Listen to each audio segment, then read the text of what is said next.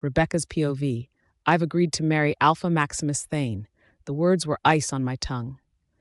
My father, Alpha Rowan Ethon, froze at the edge of the war table, the scent of freshly inked scrolls and burning cedar hanging in the air. His head lifted slowly, disbelief painting his features. You can't be serious, he finally said, gaze narrowing. But I was. I had never been more serious in my life. Alpha Maximus Thane, heir to the prestigious Thane pack, powerful, feared, admired, until he turned 24 and was poisoned by vampire blood laced with shadowroot. He collapsed mid-run during a hunt, and he hadn't opened his eyes since. No healer, no witch, not even the moon priests could wake him. Only his royal wolf blood kept his body from rotting, kept him alive like some cruel eternal sleep. No one wanted to be his Luna. Who would? Mating with a sleeping corpse? Tying your wolf to someone who may never even look at you? But I volunteered, and I had my reasons. The Thane pack has been demanding the ceremony, I reminded him. You're Alpha. You know they won't wait forever. They wanted Marine, he said stiffly. I'm aware, I said coolly, but Marine can't bear the idea of being Luna to a cursed man, so I'm offering myself as a substitute. He exhaled sharply, then, like the calculating wolf he was, his shoulders began to relax. This might work. It settles the alliance. They get a Luna. We secure our northern border. I'll start planning the wedding at once. We'll need, I want payment. My voice sliced through his. He paused, turning back to me. What? I looked him dead in the eye. You're offering me as a replacement. That's not love. It's convenience. So if I'm going to marry a man in a deep slumber to protect your little favorite illegitimate daughter, I want compensation. His brow furrowed. Rebecca, don't be dramatic. I want half the treasury. I stepped forward, my voice flat. Not just the ceremonial Luna dowry. Half of the pack's gold, including your personal vault. His nostrils flared. That would drain me dry. Good. He stared at me like he didn't recognize me, like I hadn't always been the daughter he kept at arm's length, the one who grew up in the shadows of his shame. And, I added, turning away from him and already walking toward the door, I want you to reassign Lucas. He blinked. What? My wolf knight. I want you to assign him to Marine. He'll guard her now. You're giving up Lucas? He asked, stunned. You once told me you wanted to mate him. I don't, I said without turning back. Not anymore. He didn't call after me, not as my heels echoed against the marble, not as the heavy wooden door shut behind me, but I knew he would agree. He always gave Marine everything. He could give me this one thing. My mother had died from heartbreak when she found out my father had a secret family, that he'd taken another woman while still mated to her.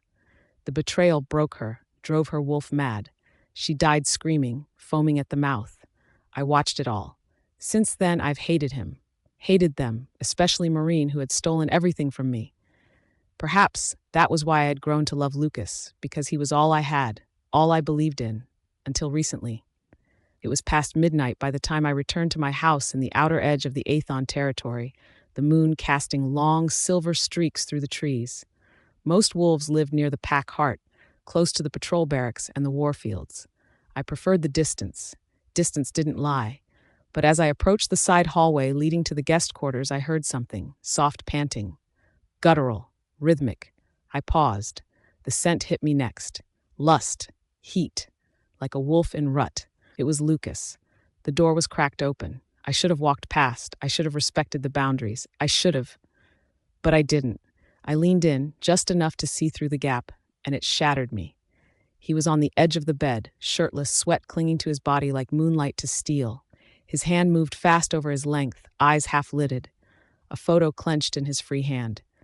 Not just any photo. It was her, Marine. He moaned her name, slow and sweet, like a prayer. My heart dropped so fast I forgot to breathe. My wolf whimpered inside me. Weak. Betrayed. I couldn't move, couldn't look away. Lucas. My Lucas. The one I had chosen 3 years ago from a lineup of elite wolf knights. He wasn't just strong. He was silent, composed, disciplined. He stood at the far end of the line, silent, still, and unreadable. While the other wolf knights shifted proudly under the weight of their armor, chests puffed and eyes gleaming with ambition, he simply stood like a statue carved from storm-forged stone. Not a single twitch, not a hint of arrogance. His presence didn't need to shout to be felt. It commanded the space around him like gravity. And above all, he was the most handsome man I had ever laid my eyes on. I'd flirted with him shamelessly, dressed in silks that barely covered my skin, drenched myself in the perfume that made male wolves go wild. I'd even faked almost slipping near the cliffs, or pretended getting attacked by leopards in the woods. He never touched me. He never gave in. I thought it was honor. Turns out it was disinterest. And then his phone buzzed. He picked it up without hesitation. "Yeah," he said, his tone suddenly different. Commanding, smooth, alpha-like. I froze. "I've been pretending to be Rebecca's wolf knight for years," he said. "You think I'd give up like that? I need to make sure Maureen's safe. Rebecca's the only way to get Maureen close." A pause. "No, she has no idea. She thinks she's seducing me. Pathetic." My knees weakened. What in the moon goddess's grace am I hearing? She's not even worth a strand of Maureen's hair. Maureen is the key, you know that. I'm pretty sure she's the she-wolf in the Sears golden glass ball. That was the blow that broke me. I'll stay close until Maureen realizes that. Take care of my pack, the Sylvana pack, while I am away. Understood? Sylvana. That pack? They were myth. Shadows. A pack whispered about in rogue circles. Their lands were hidden beyond mountain passes, unregistered, unmapped. Their wolves, different, cold, ruthless. And Lucas was their alpha. My blood burned. I should have walked away, should have screamed, should have howled into the forest like my mother once did before she died, heart split open by my father's betrayal. Instead, I kicked open the door, Rebecca's POV. I stood there, staring blankly at him the moment I forced my way in, my wolf tensed beneath my skin, heart pounding louder than it should. His hand held the picture of Maureen like it was a sacred relic. His other hand, God's. There was a visible bulge in his pants. He didn't even flinch when he realized I was watching. His movements were calm, composed, like this wasn't the least bit humiliating. He slid the photo behind his back, stood straight, and looked at me with that same blank, professional face he always wore, as if I hadn't just caught him lost in thoughts of her. I should have ripped his throat out right then, but I didn't. Instead, I smiled. "You want me to help you with that?" My voice was mock-sweet, tinged with the venom of betrayal only a she-wolf can carry. His eyes didn't flicker. No shame, no fear, nothing. "No need, young miss," he said coolly. "This is a private matter." Of course it is. He still called me young miss, like we hadn't lived up under the same roof, like I wasn't the one who vowed to protect me like a perfect wolf knight he was. But she came along. Maureen, with her moon-blessed smile and scent of sugar and manipulation, and he forgot everything. I turned on my heel and walked off, my wolf snarling in my chest. I'd had enough of chasing validation, enough of trying to be chosen. Let Maureen be the innocent flower. I'd be the poison beneath it. "What are you doing here?" I smirked. "Nothing," I lied. "Just accompany me at the fashion gala tomorrow." I told Lucas to accompany me, even told him Maureen would be there. His ears twitched ever so slightly at the mention of her name. That's all it took. And God, he didn't even hide it. The next evening, he was waiting at the foot of the stairs. Black suit, silver trim, clean cut, eyes unreadable. I walked past him without a word for the first time in years. His expression shifted, just a twitch, but I caught it. I always do. In the car, silence hung like fog, thick, suffocating. My wolf paced inside me, restless and furious, but I kept my face blank as stone. I arrived at the limited edition fashion gala, not just as Rebecca Ethon, heir of the Ethon bloodline, but as the future Luna of the Thane pack. Well, they would find out soon. Even if my soon-to-be mate was in an enchanted slumber, I would carry myself like his equal. Heads turned the moment I stepped in. I heard the murmurs.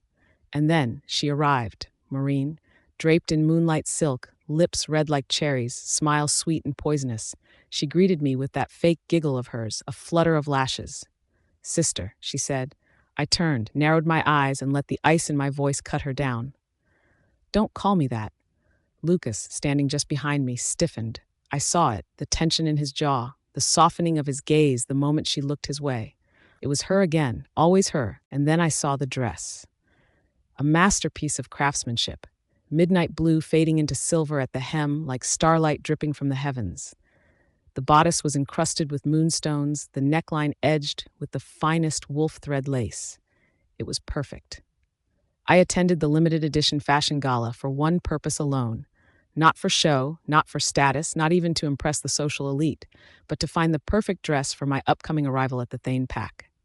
The wedding may still be weeks away, but as the soon-to-be Luna of one of the most revered packs, every detail mattered. The Thane Pack was proud, ancient, and steeped in tradition. Though their alpha remained in a deep slumber due to the poison, our union had already been decided by the elders. And I found the dress. I want it, I told the designer. She smiled. It's one of a kind. Many have tried to bid on it. Offers in gold, rubies, even blood oaths. I'll offer double in gold. And then, Maureen's voice. Oh, I like this one too, she said, touching the sleeve with those dainty fingers of hers. The air shifted. I squared my shoulders. I already claimed it, I said flatly. Maureen's smile remained sweet, but her eyes were sharp. Surely the designer wouldn't mind a little competition.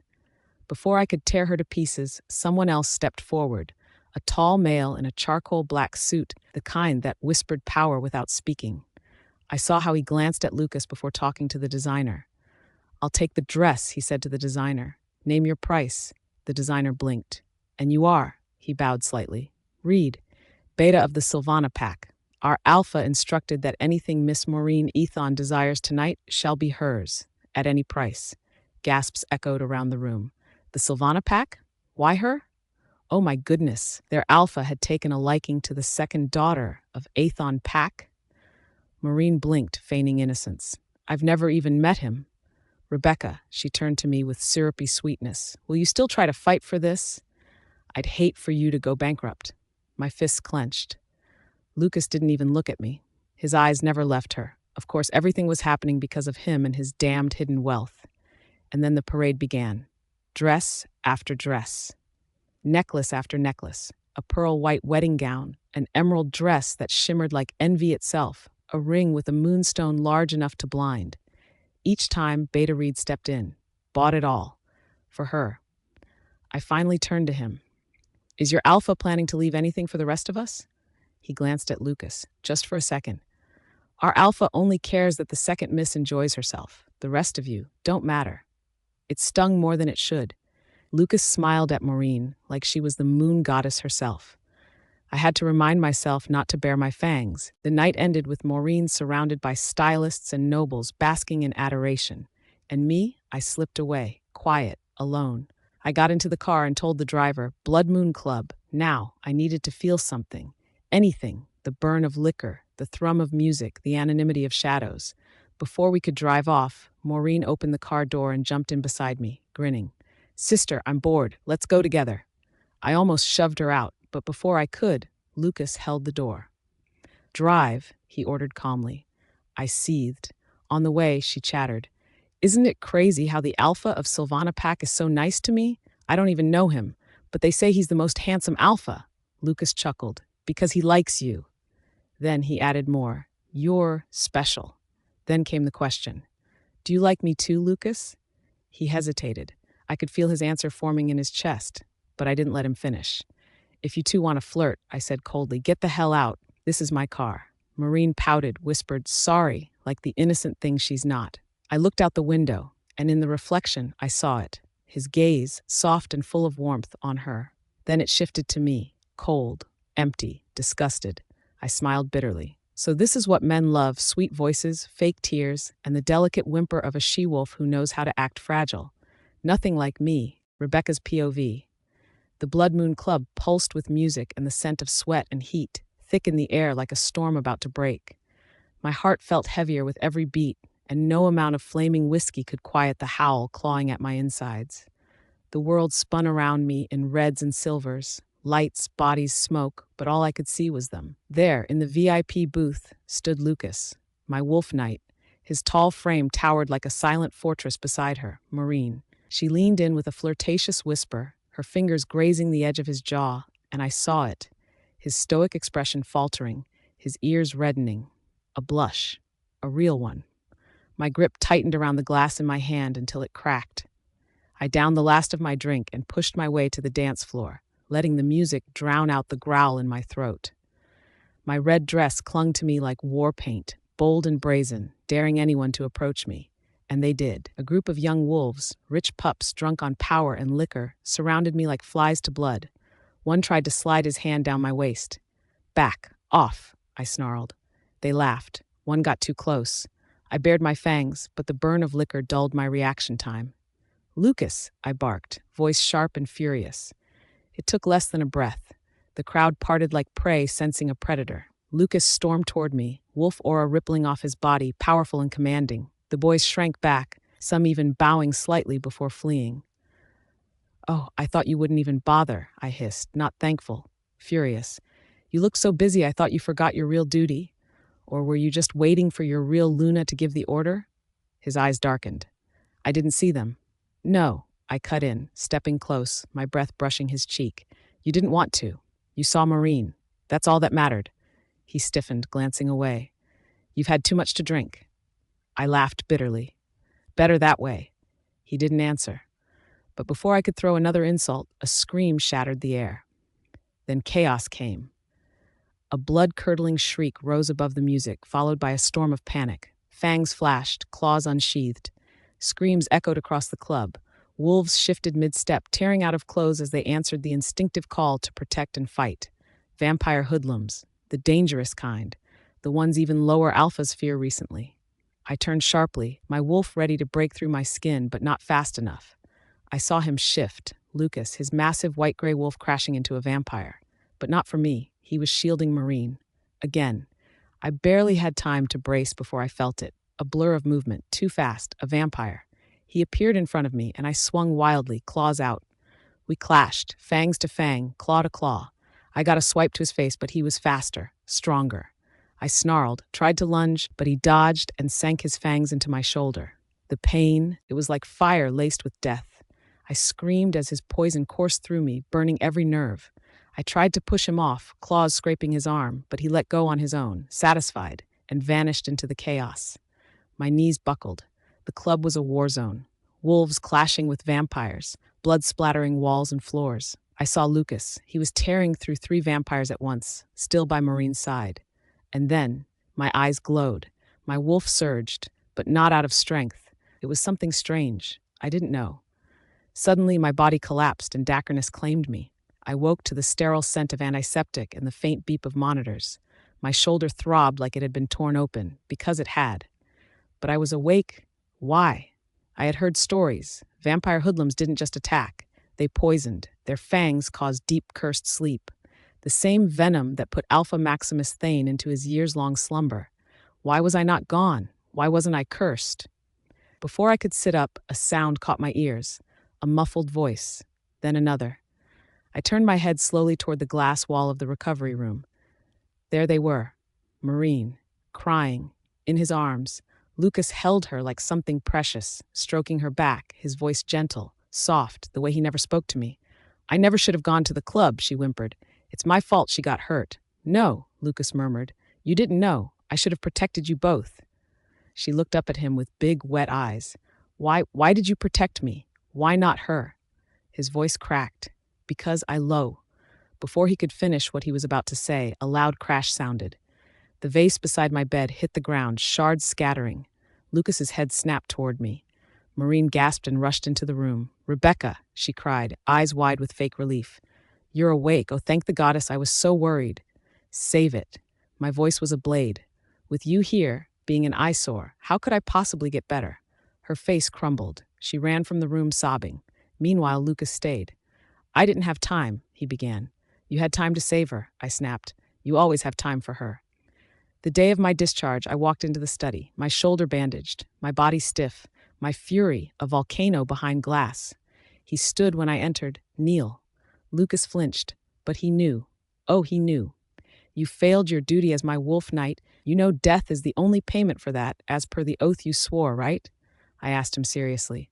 But I won't take your life, Lucas. A punishment is more befitting, don't you agree? He hesitated, but then nodded, and knelt, an alpha, on his knees. I wanted to laugh bitterly. With his status, he could just simply walk away instead of offering me his dignity. And yet, he chose to stay. He chose to be punished and humiliated instead because it was the only way to keep Maureen close. I'll take it, he muttered, if that's what it takes. You're really doing anything, I uttered, voice trembling. That was how much he loved her. He looked away, and that was when I raised my clawed hand. However, before my claws could land on his skin, the door burst open. "Stop!" Maureen screamed, hurling herself between us.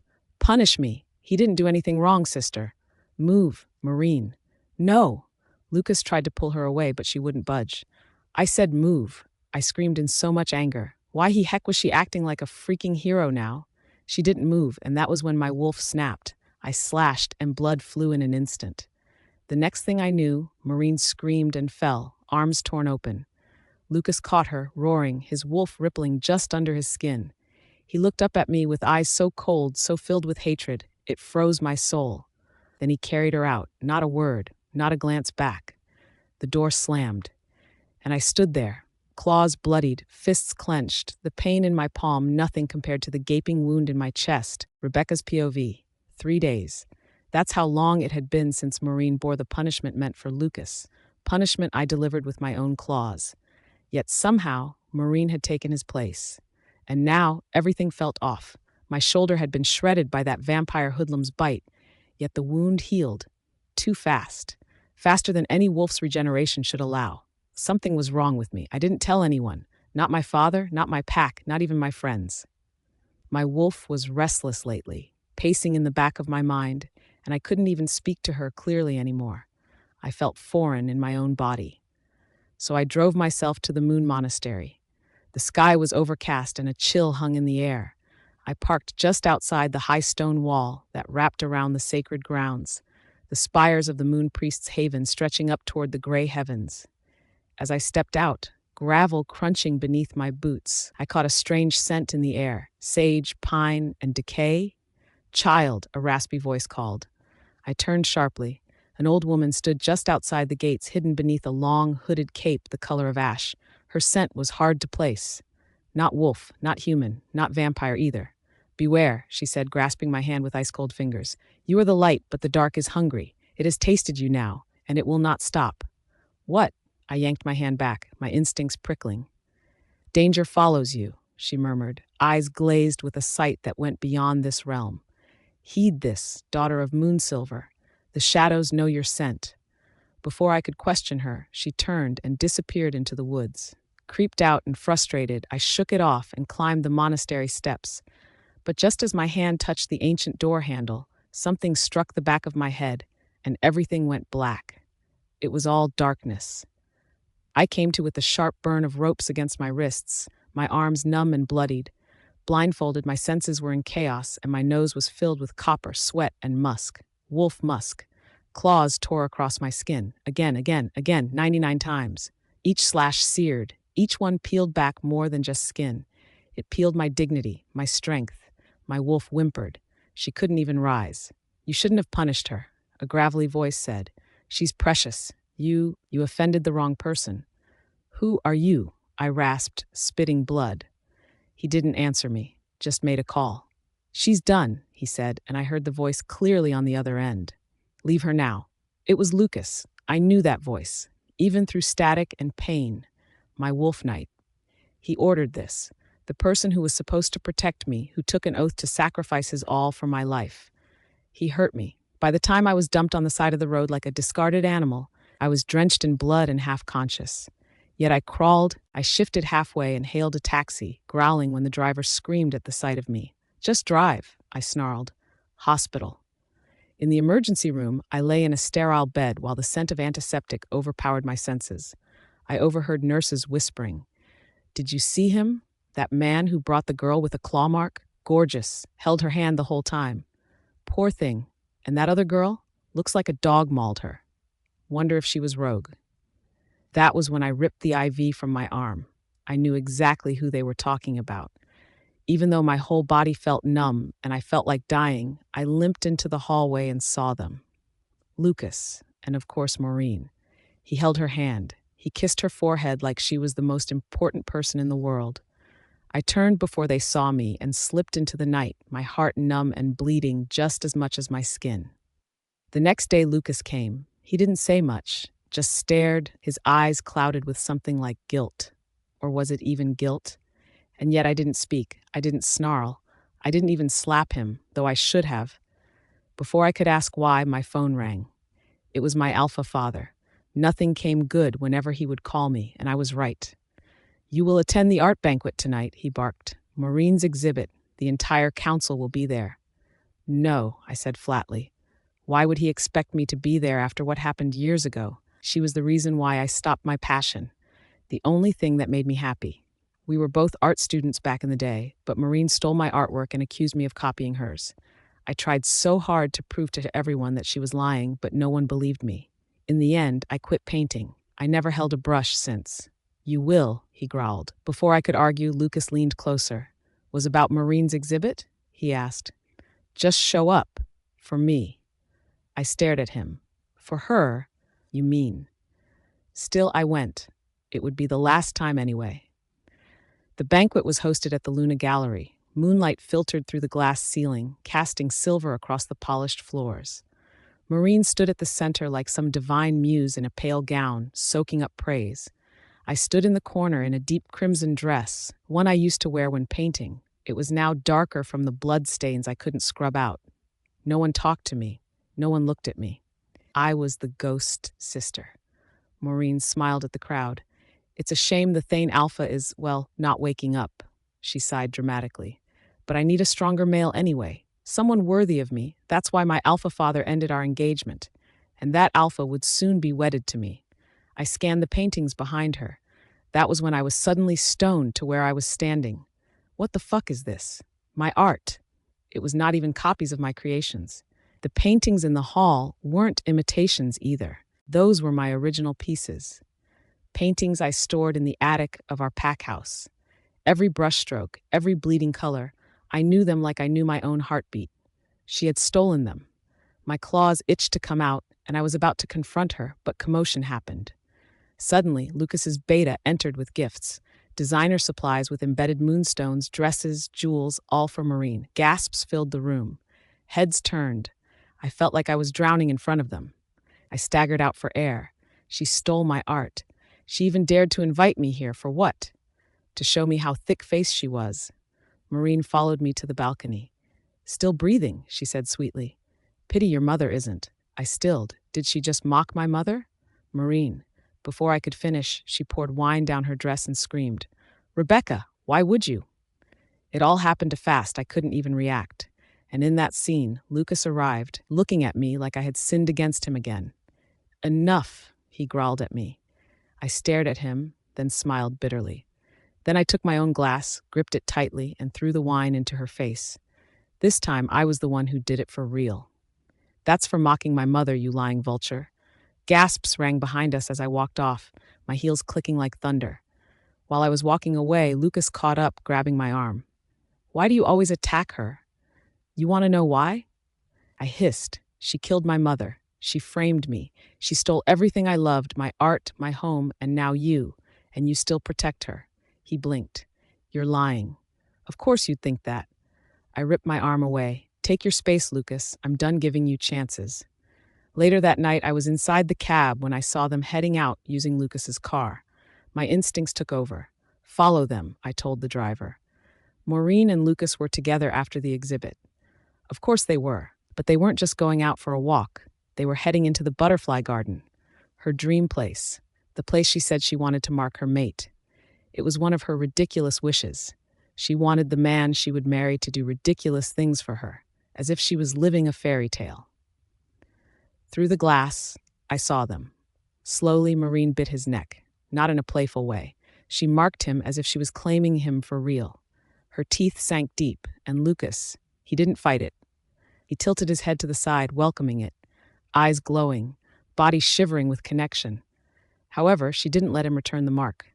But he pointed to his neck, touched the bleeding wound, and smiled. "I'm yours," he uttered, third person's POV. The mark still tingled on Lucas's neck, faintly warm from the magic shared, but unfinished. Rebecca hadn't let him bite her back. From her hidden vantage point behind the silver-leaved willow, Rebecca's eyes flickered as she watched Maureen slide into the waiting car with a satisfied smirk on her face. Lucas stood behind, alone for a moment, until Beta Cyrus emerged from the trees, his scent sharp with agitation. "You're telling me," Cyrus growled, voice low, "that you let her mark you and you didn't bite her back? Lucas's voice was calm, too calm. It's what she wanted. She's not even your mate, Alpha, Cyrus hissed, brows furrowed. You're not thinking straight. You're the Alpha of Sylvana. She won't even bear your mark. I don't need her to bear it, Lucas replied, turning his eyes up to the stars. She wanted it her way. I gave it to her. Cyrus scoffed, pacing. You'd give her the moon if she asked. Lucas didn't deny it. Rebecca turned away before she could hear more. Her heart ached in her chest, not just from what she heard, but from what she felt. Something about the marking had hollowed her out. Like a wound she'd stitched shut herself, only to feel it tear again with every word Lucas spoke. She refused to follow them after that. She returned home and remained silent. Meanwhile, within hours, Lucas had brought Maureen back to their territory. Later that night, the wind carried another scent: blood, smoke, and moon magic. Outside Aethon territory, deep in the woods of Sylvana, Lucas had gone alone. His mission? Retrieve the Red Lotus Moonstone, a sacred artifact sealed away generations ago. Maureen wanted it, and Lucas obeyed. It was among the things she blurted out when asked about the man she would allow herself to mate with earlier in the exhibit. Cyrus had argued again, of course. That stone belongs to Sylvana. The elders sealed it for a reason. You want to rip it out of the earth for some she-wolf's fantasy? I'll do it, Lucas had said, eyes glowing dimly, even if I bleed. The Red Lotus Moonstone isn't just some gift you toss at a she-wolf to earn her attention, Cyrus snapped. Even if she is the key, that thing is sealed for a reason. Our ancestors bled to lock it away. The entire forest is cursed to guard it. However, it seemed like Alpha Lucas had no intention of stopping. Those wards will tear your flesh apart. The forest has a will of its own. The Moonstone has one too. You might not come out. I will, Lucas murmured, because she wants it. I am willing to bleed. He did bleed. Rebecca's POV. That night, I opened the front door to the scent of pain and pine. Lucas stood there like a storm that had been dragged through the mud, ribs fractured, blood crusting his brow, his boots caked in wet earth. He didn't have a flower in hand this time. He'd already sent it ahead to Maureen, probably through Beta Cyrus, of course. There was a rogue attack, he said, voice low, eyes avoiding mine. I tilted my head. I see. He nodded once, stiffly. I'll be gone for a few days, maybe a week. I need to rest. Sure, I said softly. Take your leave. His eyes narrowed slightly, as if he was trying to read something deeper. You're not going to ask more? A faint smile touched my lips. It's fine. I won't need guarding where I'm going. He looked confused. Good. He had no idea what I meant. No clue that I was saying goodbye. He just nodded again and walked away toward his quarters, probably to collapse in some bruised, self-important heap. The next day, the skies were too clear. Still. Off. I sat with my closest friends in a private room at the VIP club. It was supposed to be a farewell party of sorts, though no one but me knew that. Laughter filled the space, sharp and bright, but to me, it hurt more than any goodbye. To Alpha Maximus, someone toasted, raising their glass high. May his wedding with Rebecca be peaceful. Lindsay rolled her eyes. Honestly, Becca, if he ever wakes up and realizes he's married to you, he might just faint again. I smiled, but it was hollow. None of it felt real. Or maybe too much of it did. Lindsay leaned closer, her voice dropping. This isn't fair. Maureen, really? After everything she's done? And Alpha Rowan, he's treating you like a pawn in a war he doesn't even fight. It won't matter soon, I whispered. Her smile faded. We'll still see you, right? I just raised my glass. Of course, silly. But I think we both knew that was a lie. Later, I returned to the Aethon pack house. I planned to speak to my father, no Alpha Rowan, one last time. My heels clicked softly against the polished stone floors. This house never felt like home, just a place with too many echoes. Before I reached his study, I heard Maureen's voice floating from one of the side rooms. He actually let me bite him. Can you believe that? She laughed, slurring slightly from wine. I own him now, like a puppy offering a stick. Laughter followed. He must be in love, someone gasped. Maureen scoffed. Please, he's a backup. He does what I want when I want it. If I'm bored, I call. If not, he stays useful. A pause. Then, and you still want to marry that sleeping alpha?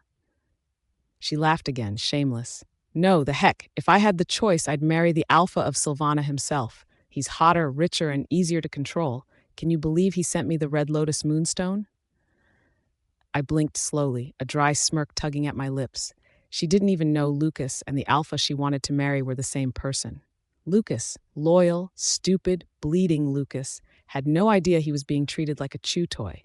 A second option, a convenient pet. I turned away, abandoning both my father and that cursed house. I didn't need to hear more. Instead, I went where I always found peace, the graveyard. My mother's stone stood beneath the yew tree, bathed in silver moonlight. "I won't be like you," I whispered, laying a single white rose at the base. "You waited your whole life for love that never came. I'll survive, even if it means without love." At dawn, I received a message, a gold deposit. Massive, half of the Ethon treasury. The price of my silence, of my goodbye, of my hand in a marriage no one thought I'd see through. I accepted it. Then I severed every last tie to Ethon Pack. My father, Lucas, Maureen, all of them. The next morning, while packing the last of my belongings, I handed Lucas a box. "Give this to Maureen," I said simply. He stared at it like it might explode. "What is it?" "My old art supplies," I replied. "She wants to be me so badly, might as well let her have the scraps." He didn't know it yet, but I'd already filed the paperwork to reassign him as her wolf knight. She could have him. He was never really mine anyway. "What about you?" he asked, gripping the box tightly. "I can handle fine," I said with a small smirk. Moving out isn't that hard. It meant nothing, but it was the last thing I would ever ask of him. When he turned to face me, blood crusting his bandages, he frowned. "Where are you moving?" "Give me the address so I can follow after giving this to Maureen." I gave him a look, unreadable. "I'll just tell you later." There was no later. He stood there, confused, searching my face for an answer that wasn't coming. I didn't give him one. And once he was gone, I pulled out my phone, snapped the SIM card in half, and tossed it out the window of the moving car. The wind caught it, carrying it far into the trees. By the time he returned, I was already gone. Lucas's POV. I stood before the banner of the Ethon Pack, its silver sigil, a howling wolf encircled by crescent blades fluttering against the wind. The scent of old stone and iron filled the air. "You've been reassigned," Alpha Rowan had told me with a tight-lipped grin. "You're now officially Maureen's wolf knight." The words echoed in my skull like a war drum. Knight, her knight. I should have felt pride, honor. After all, being Maureen's knight was sacred. To be chosen as a woman's shield and sword was no small thing. It meant I no longer belonged to Rebecca. A dull throb pulsed behind my ribs. My wolf stirred uneasily, pacing beneath my skin, confused, agitated. "Lucas!" Maureen's voice cut through the fog of my thoughts, high and honeyed. I turned and saw her walking toward me across the marble courtyard, hips swaying, hair flowing behind her like sunlight. She slipped her arms around mine, clutching me tightly as though afraid I'd vanish. "Finally," she said, her tone thick with satisfaction. "You're where you should have always been, with me." I didn't answer right away. My instincts told me to push her away, to bare my teeth and snarl, "This isn't right." But I forced a smile instead, letting the words lie between my lips. "I'm glad if you are," I murmured. She beamed, her eyes gleaming with triumph. "No more wasting time with her. Rebecca's a bit headache, Lucas. You see that now, don't you?" A snarl threatened to rise in my throat, but I swallowed it down. My hands clenched into fists at my sides. Rebecca. That day, Maureen paraded me through the pack halls like I was her prized hound. Everyone looked, everyone whispered. I caught the gazes of other wolves, betas, warriors, even omegas, and their eyes carried confusion. Everyone was wondering why I was with Maureen when I dedicated my life to Rebecca for years. They all knew I used to be hers, Rebecca's. "I'll have my knight escort me to the lunar chambers tonight," Maureen said loudly, running her fingers down my arm. "Oh, and bring me the moonstone circlet. It matches the gown I picked for tonight's ceremony." I nodded. I was trained not to disobey, not when in service. But inside, everything felt wrong. I was a knight. I had sworn loyalty, yes, and I was doing everything to keep Maureen safe. For years I had kept an eye on her while I was pretending to be Rebecca's knight, and yet now that I was here, I didn't know anymore. Later, I found myself staring at my own reflection in the mirrored walls of the East Wing. My jaw was clenched, my eyes bloodshot. The scent of silver ink still lingered on my neck where I let her mark me, an ownership, just 3 days ago.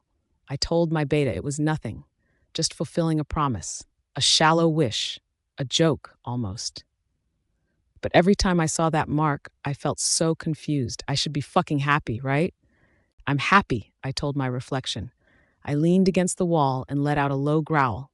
My wolf was restless. He wanted out. It was obvious he was looking for another person, her scent. But we were not here for Rebecca. She's not my duty from the very start. Lucas, Maureen called again, this time from behind. She was wearing a deep violet dress that clung to her body like a second skin. Her aura pulsed with dominance and beauty. Let's take a walk in the moon gardens. She didn't wait for my answer, just took my hand and led me. I followed, numb. The garden was still, moonlight casting long shadows through white blossoms.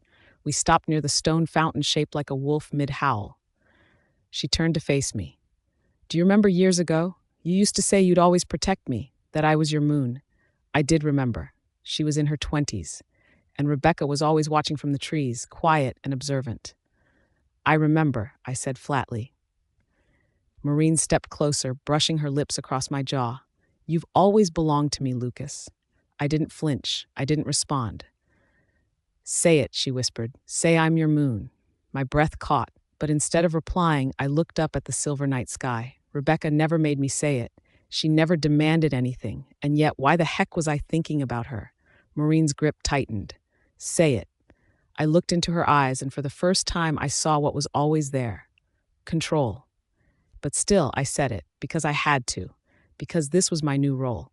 She had me wrapped around my neck, and she knew how to use it against me.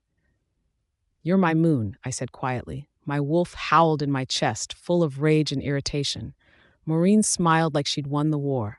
She kissed my cheek longer this time, claiming me like territory. And I let her. But inside, something was wrong. She was supposed to be the woman I need to protect and keep. I couldn't understand why I was feeling this way. Later that night, I sat alone in the knight's quarters. My chest burned, not from heartbreak, but from everything I couldn't say. I pulled the pendant Rebecca once gave me when I first started as her wolf knight from beneath my shirt. It was old, chipped at the edges, but I kept it close, Lucas's POV. Guarding Maureen was always supposed to be my mission. The moment I found out, accidentally years ago, that she was the key, the center of a prophecy so ancient even the moon priests dared not speak its name aloud, I made my choice. The wrong one, or maybe the only one. Pretending to be Rebecca's knight had been a calculated move, a shield of deception. If anyone suspected I was getting close to Maureen for reasons beyond love or pack loyalty, they'd target her. And she couldn't afford to be touched. So I used Rebecca. I told myself it was for the greater good, that my loyalty to Aethon, to the truth, was bigger than her. But there were nights when I caught her watching the moon in silence, scars fresh on her skin, and I felt like a traitor wearing my own skin. Now, Maureen had what she always wanted, me at her side, no longer just a shadow behind her sister. I had been reassigned, officially.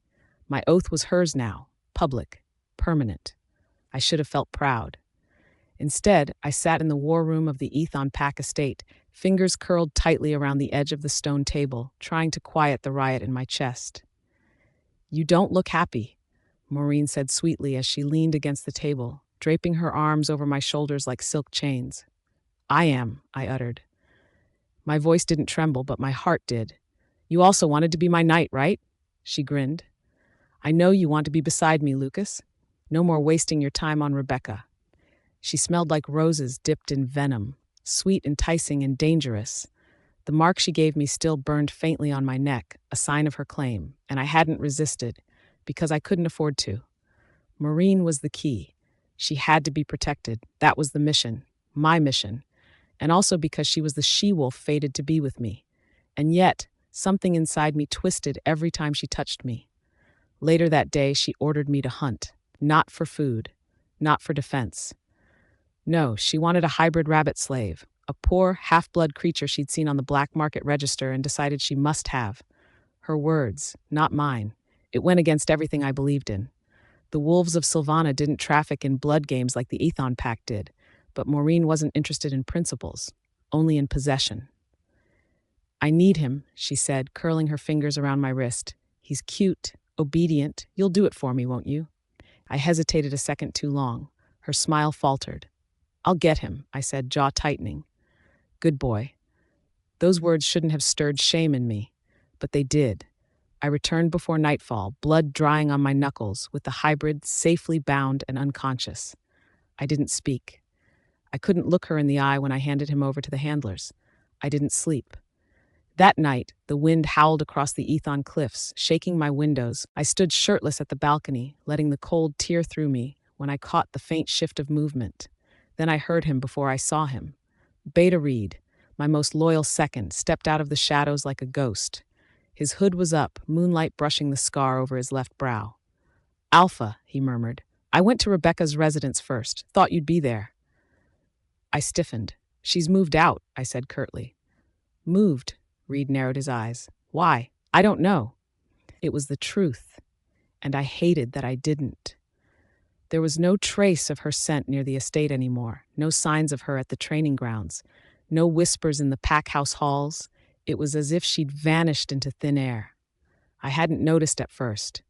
I just thought she wanted to move to a different house, too wrapped up in Maureen's plans, too focused on serving her, being the perfect knight. But now that Reed brought it up, now that the name Rebecca cut through the walls I'd built, I realized the silence wasn't just absence. It was wrong. I turned away from Reed and faced the horizon, clenching the railing until the metal groaned. "Maybe she left for good," I said, but my voice felt hollow. "Good riddance." Reed stayed silent. When he left, I shut the door behind him and sat in the darkness. Minutes passed, then hours. I tried calling her. The line didn't even ring. Disconnected. No message, no warning, no goodbye. The wolf inside me growled low. It wasn't just that she was gone, it was that she didn't tell me. After everything, after the punishments, the missions, the blood I'd spilled in silence, why did I care? I sank into the chair, cradling my head in my hands. Maureen was the key. I reminded myself over and over. She was the prophecy, the reason I'd taken this path. Everything I've done, every lie I've told, it was all for her protection. And yet, as the night dragged on, all I could think about was Rebecca. Her eyes when I told her I needed space, the broken look she tried to hide, the blood on her hands when she walked away from the banquet, and the silence she left behind. I didn't sleep that night either.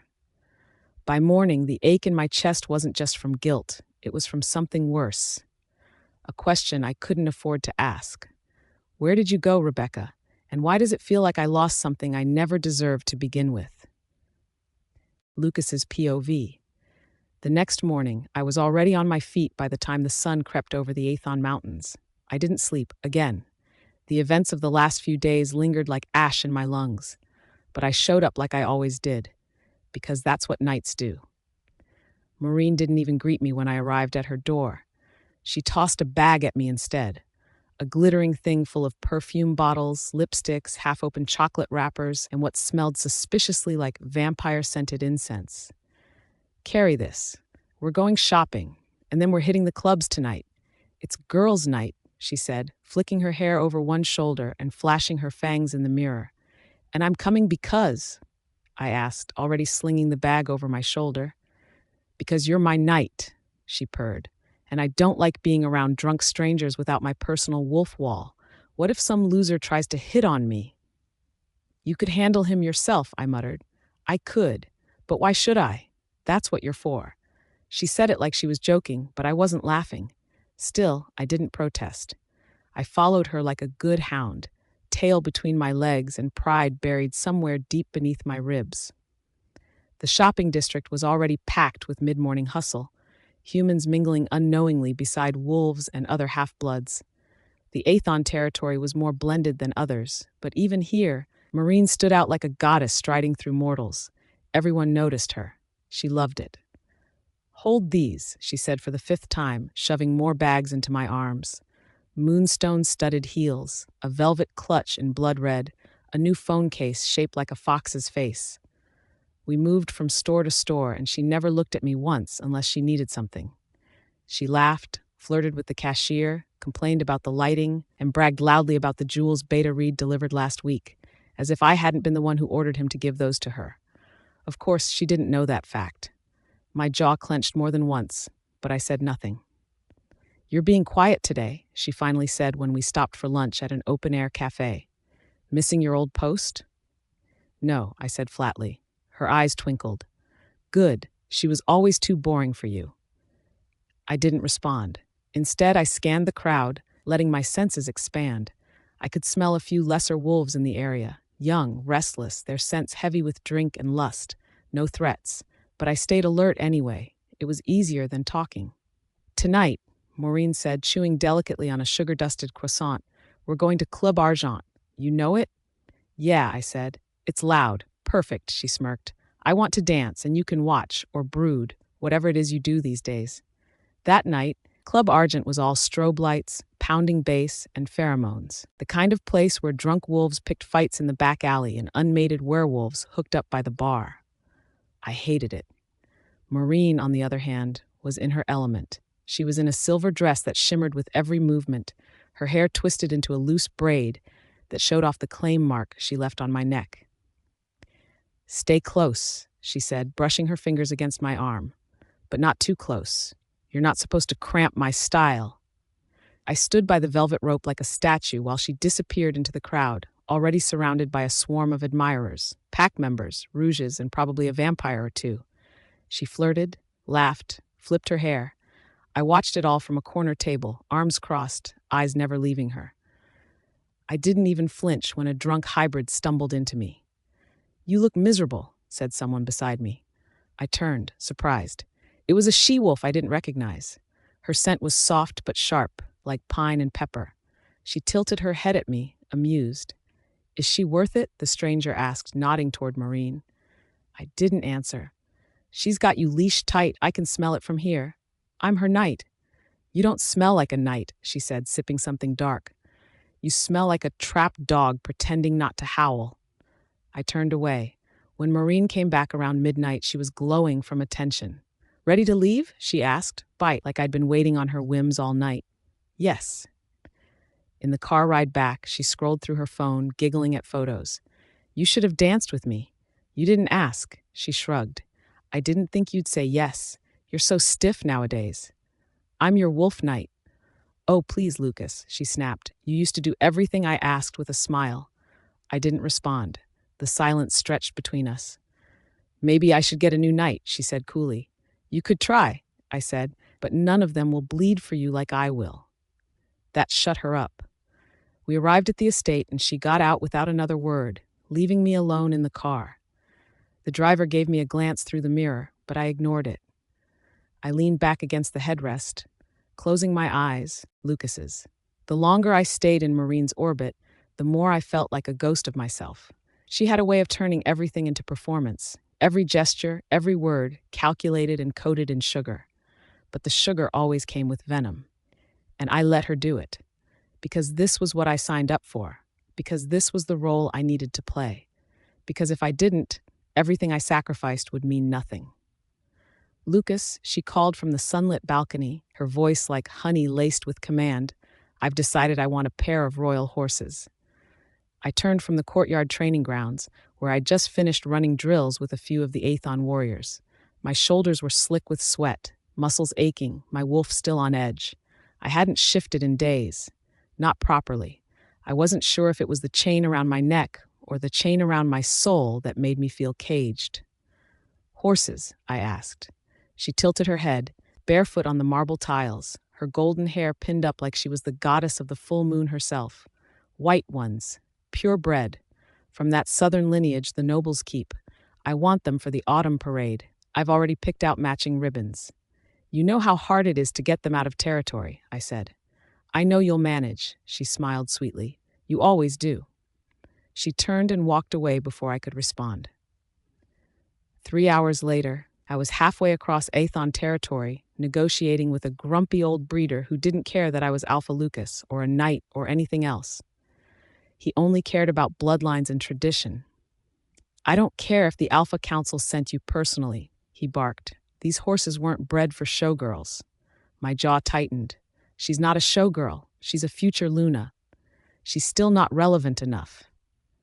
You'll know how important she is to this world soon, I corrected. Same damn thing they say these days, he muttered. But fine. Take them. Just know they're better bred than the wolves guarding her. The insult didn't land. I paid in full, personally loaded the horses into a reinforced transport, and drove them back through a downpour that soaked me to the bone. By the time I returned to the estate, the moon was high, and Maureen was throwing a tantrum over a necklace that had arrived in the wrong shade of gold. "You got yellow gold?" She shrieked at the servant. "I said rose, like the one I saw on that witch Alpha's maid at the last summit." The servant stammered an apology. I stepped forward, mud-stained and exhausted. "I'll get it replaced." She spun toward me, eyes softening.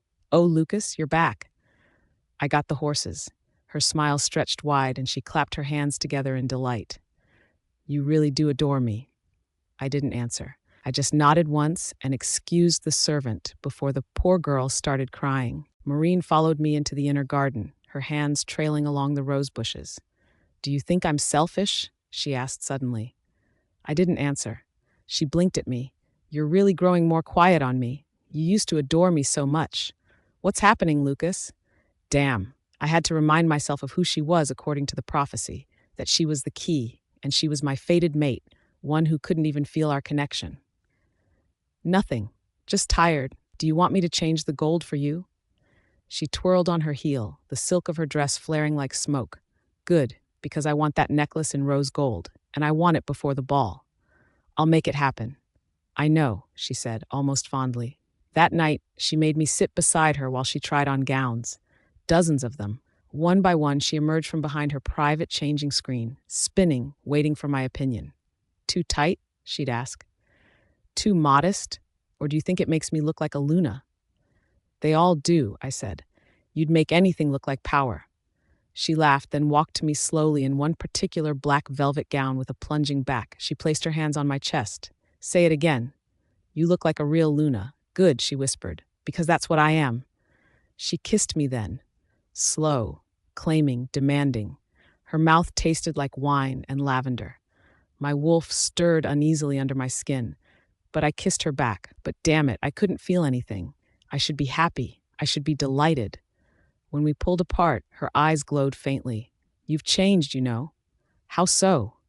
"You're flinching now when I touch you." "I'm still trying to get used to this," I said dryly. She laughed and turned away, slipping back behind her screen. "You're becoming more obedient." "I like that." I sat in silence, letting her words sink like thorns into my chest. Somewhere under the skin, my wolf paced, unhappy. Obedient, that's what she called it. I called it surrender. Later that night, I stood on the balcony alone. The moon was high, full and white-hot. The estate was quiet, the air cold. I looked out across the trees, down toward where Rebecca's old cottage used to be before she left. She hadn't said goodbye. Not really. I took my phone out, thumb hovering over her number again. Still no answer. Her silence was the only thing louder than Maureen's voice, Lucas's POV. The music was too boring for my taste. Flowing violins, delicate piano, all laced with the scent of aristocracy and the rot of political alliances. The neighboring Pax banquet hall shimmered with golden lights, crystal chandeliers overhead, and wolves dressed in silk and status. I was there not to mingle or feast, but to guard Maureen. Well, even when I was busy with alpha duties at Sylvana Pack, I didn't even bother attending such events. We remained as mysterious as everyone claimed us to be. Her dress tonight was woven moon silk, flowing like starlight over her frame. I stood 2 paces behind her, like a knight should. Her perfume reached me like a chain, keeping me tethered even when something deep in my chest itched to pull away. "Lucas," she said suddenly, voice sharp as a whip wrapped in velvet. "You're staring again?" I snapped out of it. "Apologies." She turned, fluttering her lashes. "Since you're already drawing attention, at least make yourself useful. Dance with me, just once, for appearances." I stepped forward, offering my hand with the deference expected of a knight. She took it, her fingers cool and feather-light. As we joined the swirling waltz of the pack elites, I caught the way other wolves looked at us, some curious, some judgmental. Maureen wasn't smiling. She never really smiled at me whenever we're in public, but she allowed me to lead, her body stiff against mine. "I can hear your heart pounding," she muttered close to my ear. "Don't be nervous." "I know," I said. "I'm just alert. I want to protect you." Maureen scoffed lightly. "You say that like I need protecting in events like this. I'm safe here." No, she was wrong. Danger could come at her even at times like this. She didn't know how important she was. especially to the vampires right now. That's why I had to stay by her side. That's why I had to keep her alive. The music faded, and we stepped apart. She was already dabbing her temple with a silk cloth, as if the mere idea of being seen dancing with a knight had exhausted her. "Go fetch me something cold," she said without looking at me. "Lemon water.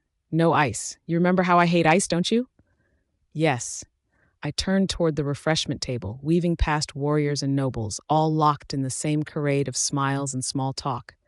I caught whispers on the way. Another werewolf found poisoned, vampire venom, most likely. Thane Pack hasn't sent envoys in weeks. Something's wrong over there. Heard the vegetative alpha is engaged now, to that girl from the Aethon Pack. What's her name again? Rebecca? Rebecca. The name struck me like a silver-tipped arrow. My breath caught, and for a moment I forgot Maureen's lemon water. They were talking about her. Rebecca. She moved away? Got engaged? To the Thane Pack Alpha?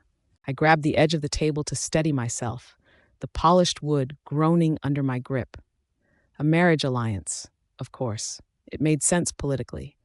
But the Rebecca I knew, the one with fire in her voice and steel in her spine, she wouldn't let herself be bartered like that. I forced myself to move. Got the damn lemon water. No ice. Walked back to Maureen, handed it to her with my head bowed so she wouldn't see the storm in my eyes. She took the drink, sipping delicately. "Took you long enough." "I ran into some gossip," I said, "about poisoned wolves, vampires." Her lips tightened around the rim of the glass. "I've heard the rumors too. Nothing we can prove. Besides, let the vampires' clan deal with their own problems." "They say Rebecca moved away to marry Thane Pack's vegetative alpha," I said softly. She didn't even blink. "Oh, did she? Took her long enough. You know, for someone so full of pride, she was always just a shadow trailing after me." That was the first time I wanted to bare my teeth at Maureen, but I didn't. I stood there, composed, loyal, because that's what I was supposed to be. "Have you spoken to her?" I asked. Maureen smiled, too sweetly. "Why would I? She's irrelevant now." I didn't believe that. Couldn't. There was still something between me and Rebecca that refused to die. I didn't what it was, but it mattered. Later that evening, while Maureen chatted with another Alpha's daughter about moonstone jewelry and interpack festivals, I stepped away and tried to call Rebecca. No answer. Again and again. Each ring was like a claw dragging across my chest. I hadn't realized how loud silence could be until I heard it ringing through the bond we once shared. I told myself it didn't matter, that I had chosen this path. Maureen was my purpose, my priority. She was the key and my fated mate, according to the prophecy. But as I watched her loud, fake, and cruel, I couldn't help but wonder, had I made a mistake? Lucas's POV. Back in my room at Ethon Pack's main estate, silence was supposed to mean peace, but all it did was roar louder inside my skull. My bed remained untouched. I hadn't shifted out of this chair for over an hour, elbows on my knees, phone clutched in my palm like it might answer on its own if I stared hard enough. Rebecca still wasn't answering. I'd called, texted, even used the old Wolfmark channel we used as knights, one most warriors forgot existed. Nothing. She was gone. And I hated how that made me feel. It shouldn't matter. It shouldn't. She wasn't mine to worry about. My duty was to Maureen now, always had been. The key, the prophecy, the balance, all of it pointed to Maureen. My mission, my purpose, was built around keeping her safe. I used Rebecca, God's forgive me, for cover, for access, for secrecy. If anyone found out who Maureen really was, what power she held, they'd tear her apart. So I told myself I did the right thing. Then why the hell did I feel like something inside me was breaking? The door creaked and I didn't look up. I already knew the scent. "Beta," I said, voice low. "Alpha." Reed stepped in quietly, then paused. He never used that title unless we were alone. The rest of the Ethon Pack believed I was still just a loyal knight in service to Ethon, and that's the way I needed it to stay. "You're late." I went to the Red District first. My jaw clenched. "About Rebecca, I can't even reach her through any methods I know." Like she was totally gone? Reed raised a brow and stepped further into the moonlight, folding his arms. "I thought you don't really care about her, Alpha? That woman is just a thorn on your side. Why are you still looking for her until now?" "I know where she is now. Thane Pack." I swallowed the words like poison. "She will marry their vegetative alpha." Reed blinked. "Maximus Thane? The one who's practically a corpse? I nodded once. The guy who got poisoned by a vampire hoodlum bite months ago? There's no way He paused. Wait, is he even conscious? No, still in a coma. Reed whistled. Why the hell would she marry him? That doesn't make sense. I didn't have an answer. That's what drove me mad. I stood and paced, claws threatening to burst through my fingertips. My wolf was restless, pacing behind my skin, agitated, confused. She wouldn't, I started, then stopped. Rebecca's reckless, yeah, stubborn, but she wouldn't throw herself into something like that without a reason. Reed shrugged. Maybe she finally cracked, or maybe she's just following orders. Her father's always been obsessed with alliance building. I let out a growl low in my throat. The idea of her being used like that, it didn't sit right. It never did. Not with Rebecca. Reed, I muttered. Find out what you can, discreetly. He frowned. Alpha, just do it. His eyes narrowed. You sure this is still about the mission? I need to know what she's playing at. A beat of silence passed between us. You're too deep, Alpha, he said finally. She's just a girl who clawed Maureen. You're not thinking straight. I don't know anymore. Fuck. Just do it. For my peace of mind, I said before I could stop myself. Reed exhaled and looked away. Fine. I'll ask around. When the door shut behind him, I leaned back against the wall and stared at the ceiling. I'd convinced myself for years that Rebecca was a stepping stone, that she was nothing but a pawn I had to play in this long game. But somewhere along the way, she'd become real. And now she was gone, going to get married, to a dying Alpha who couldn't speak, couldn't touch, couldn't protect her. Why? Why would she give herself up like that? I gritted my teeth and glanced at my phone again. Still nothing. Maureen's scent drifted faintly from the hallway, sweet like lilies and lavender, my official duty. But Rebecca's scent, feral and earthy like pine after rain, lingered in my memory stronger than I wanted to admit. I threw the phone across the room. It hit the wall and clattered to the floor in pieces. My wolf let out a low whine inside my chest. I'd made my choice. I reminded myself of that 100 times. Maureen was the key. Rebecca was a decoy, a shield.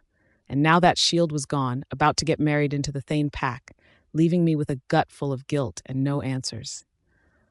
I collapsed back onto the chair, breathing heavy, claw tips barely sheathed. I didn't know what this was anymore. Regret? Guilt? Some twisted sense of loyalty I'd never truly buried?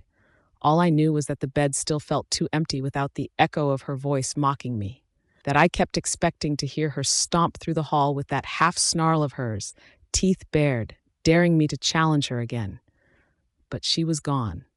And for the first time in years, I couldn't tell if I'd won or lost. Lucas's POV. I had just returned from a patrol along the southern ridge. A pointless exercise, honestly. The borders were tight, no scent trails out of place, but still I couldn't shake the unease crawling along my spine. Maureen had asked me to keep her company that evening. She didn't like to be alone, claimed she had nightmares. So there I was, standing outside her private wing, like some mute statue while she toyed with luxury in every form, draped in velvet, sipping wine, scrolling through expensive trinkets on her crystal tablet. Lucas, her voice rang like silver bells, soft and sharp all at once. Where is that worthless thing with my tea?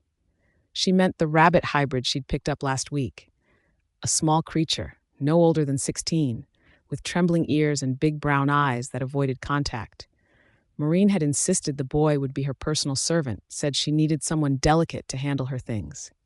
He's probably getting it. Maureen, I said carefully, trying to sound neutral. Maureen sighed as though the weight of the world pressed upon her. I told him 2 sugars and no lemon. If he messes it up again, she trailed off. Then the door creaked open.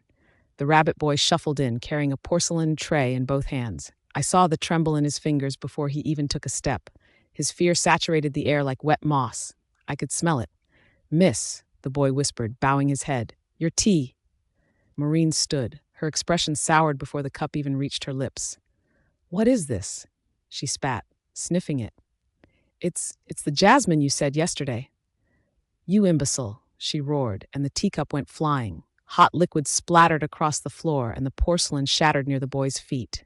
Then, like lightning, Maureen raised her hand and slapped the boy across the face. The sound echoed like a whip crack. I stiffened. My wolf rose, ears back, hackles prickling. The boy fell to his knees, whimpering, his cheek already swelling. "Enough!" I barked. Maureen turned to me, eyes wide with faux innocence. "Lucas, don't tell me you're taking his side?" I stepped between them. My voice was low, but there was steel in it. "He's just a kid."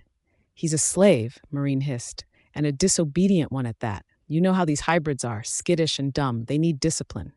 Discipline? My jaw clenched. No, this wasn't the Maureen I remembered. The shy, kind-hearted she-wolf always cast in Rebecca's shadow. This woman before me was callous, cruel, unrecognizable. "He's bleeding," I said, glancing back at the boy. "He's injured." "Barely," Maureen muttered, tossing her hand dismissively.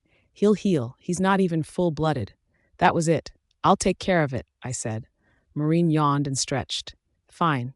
Do whatever you want. I'm going to bed. Have him scrub the floor after." As soon as she vanished into her chambers, I crouched beside the boy. "Hey," I said gently, placing a hand on his shoulder. "Can you stand?" He flinched at first, but slowly nodded.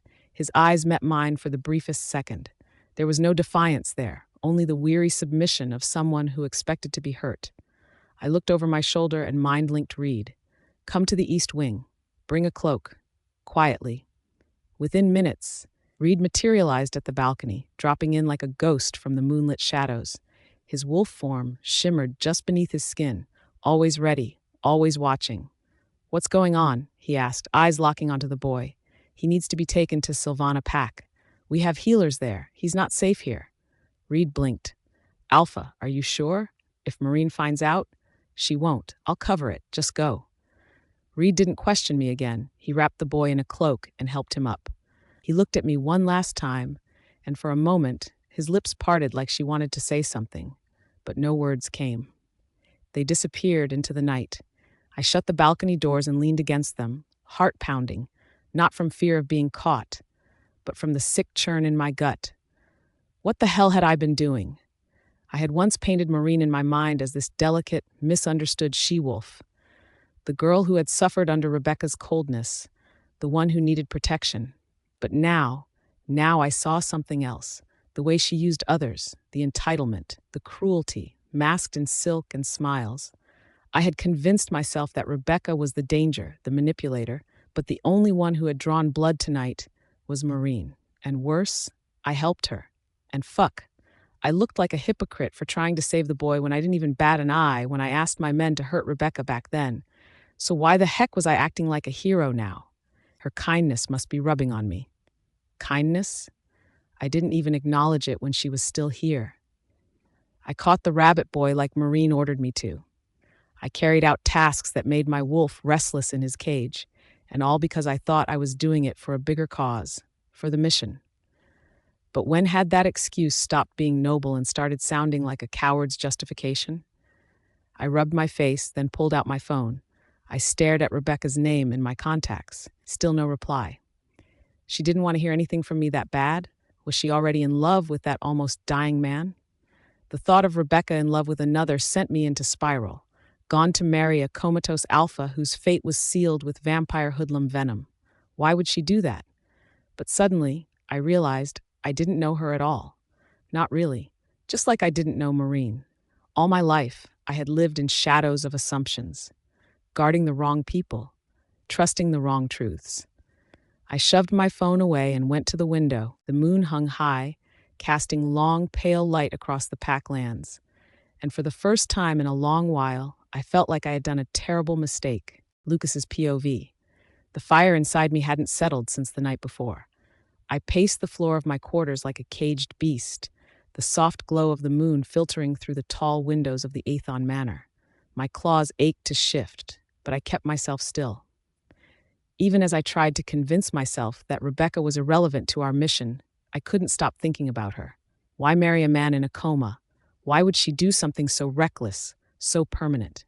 The vampire venom in Maximus Thane's blood had sealed his fate. Everyone knew that. Once infected, your soul rots from the inside out. Even a born alpha couldn't recover from a wound like that. So why tie herself to a corpse? She didn't even know who was the cure. She didn't even know how to save him. I mind-linked my beta. "Reed," I growled, "you got any leads on Rebecca?" Beta Reed's voice crackled in response. "No. I tried asking around, but no one knew how she was inside the Thane Pack's territory. That made my blood stir with something uncomfortably close to panic. Check again. Go through the Thane territory. Discreetly. There was a pause. Alpha. Why? We're here for Maureen. That's our mission, remember? She's the one who needs protecting, not Rebecca. I clenched my jaw so hard I thought my molars would crack. I know, I muttered. I just guarded her for years. Hard to ignore her being married off like cattle. Reed snorted. You're sounding like a wolf with a leash around his heart. You don't have that luxury anymore. I said, check again, I snapped, cutting off the comm. What the hell was wrong with me? Reed was right. My loyalty was to the mission, to Maureen. She was the key. I learned that the hard way years ago when I heard it from the seer of the Sylvana pack, Strat, the girl who would determine the fate of all vampires and infected werewolves.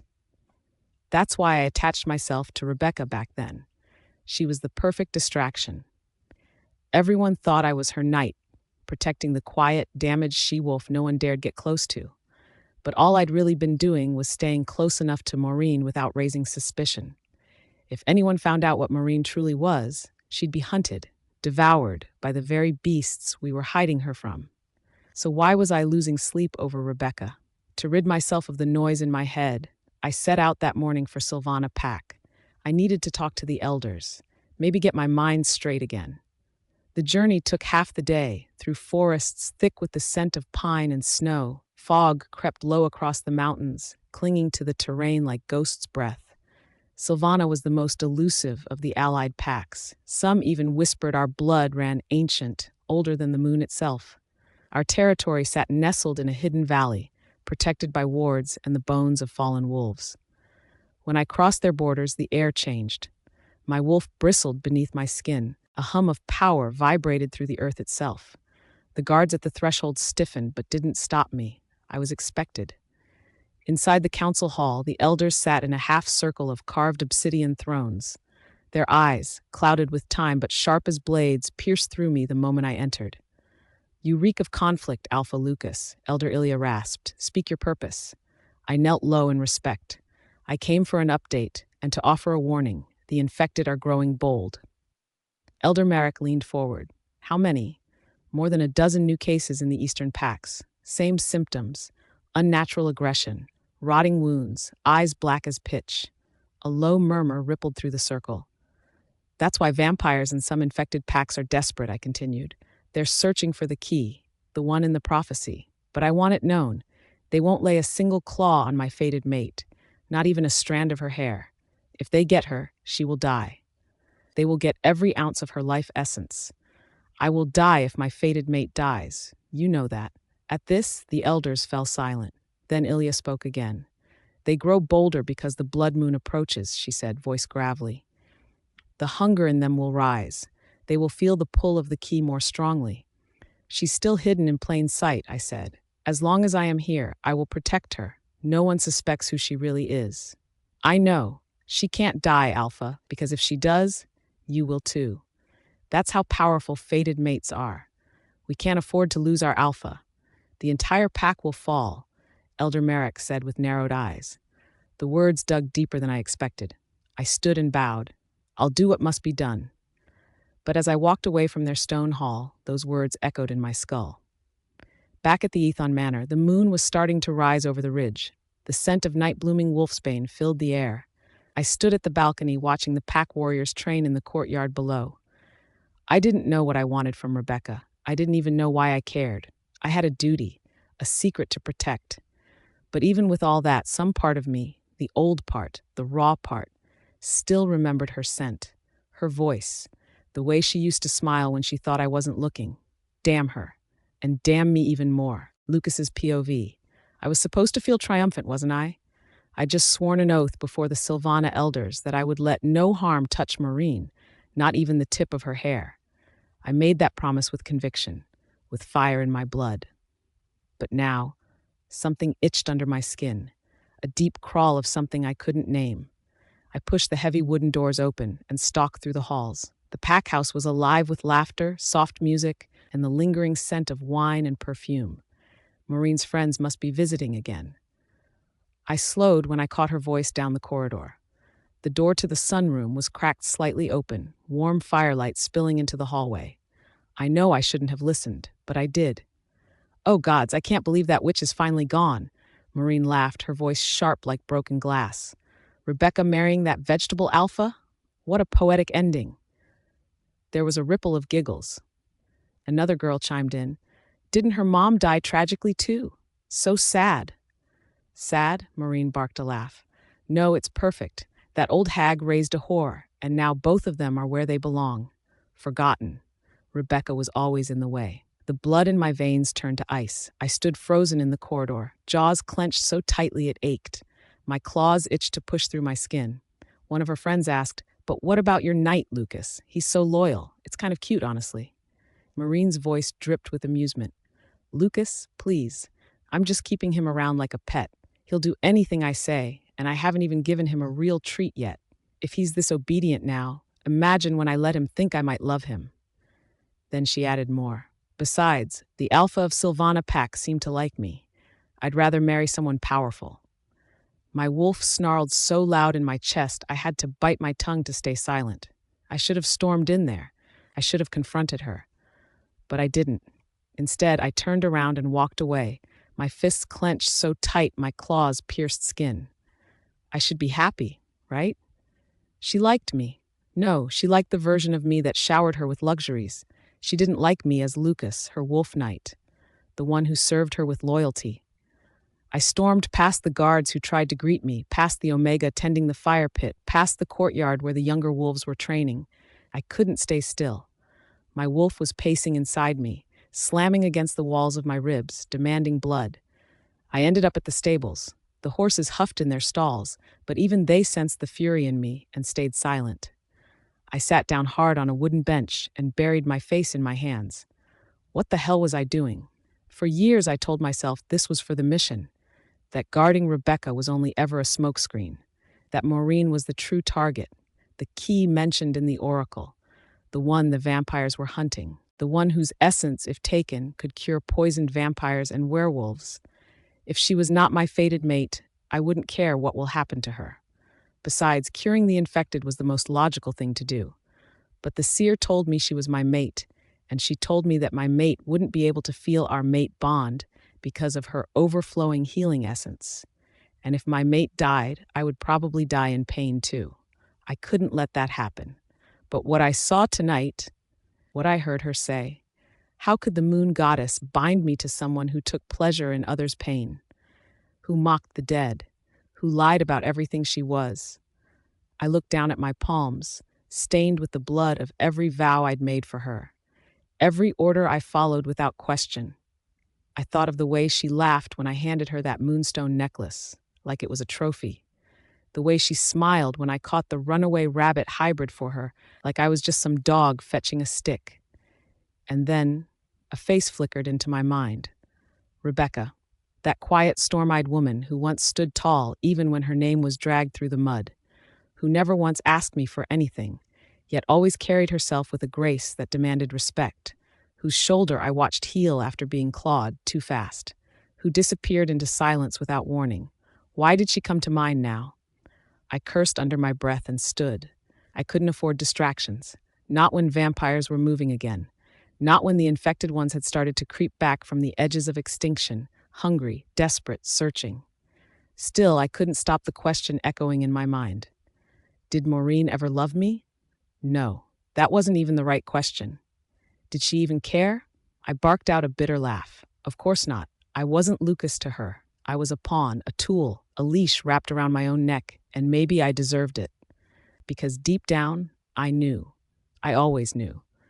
The moment I saw her strike the slave, the moment I watched her eyes gleam with cruelty, something cracked inside me. The woman I thought I loved, no, the woman I needed to believe in, is not the one standing before me now. I shoved open the stable door and let the night wind hit my face. This wasn't over.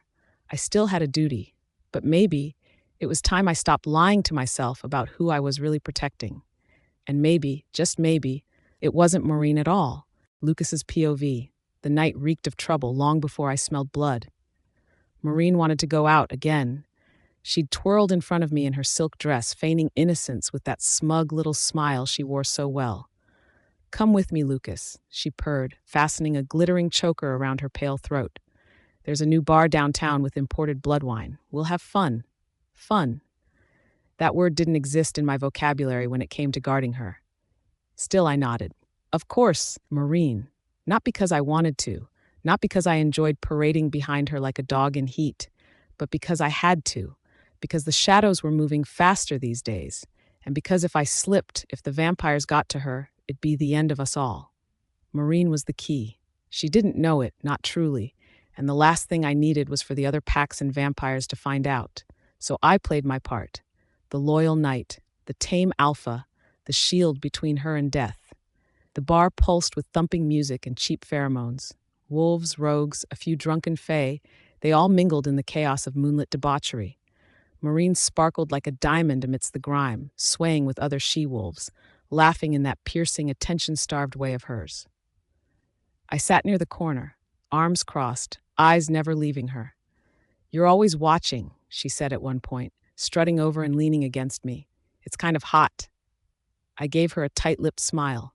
"It's called protecting." "Oh, please, don't flatter yourself," she teased, running a finger along my collar. "We both know you'd guard me even if I told you to lick my boots."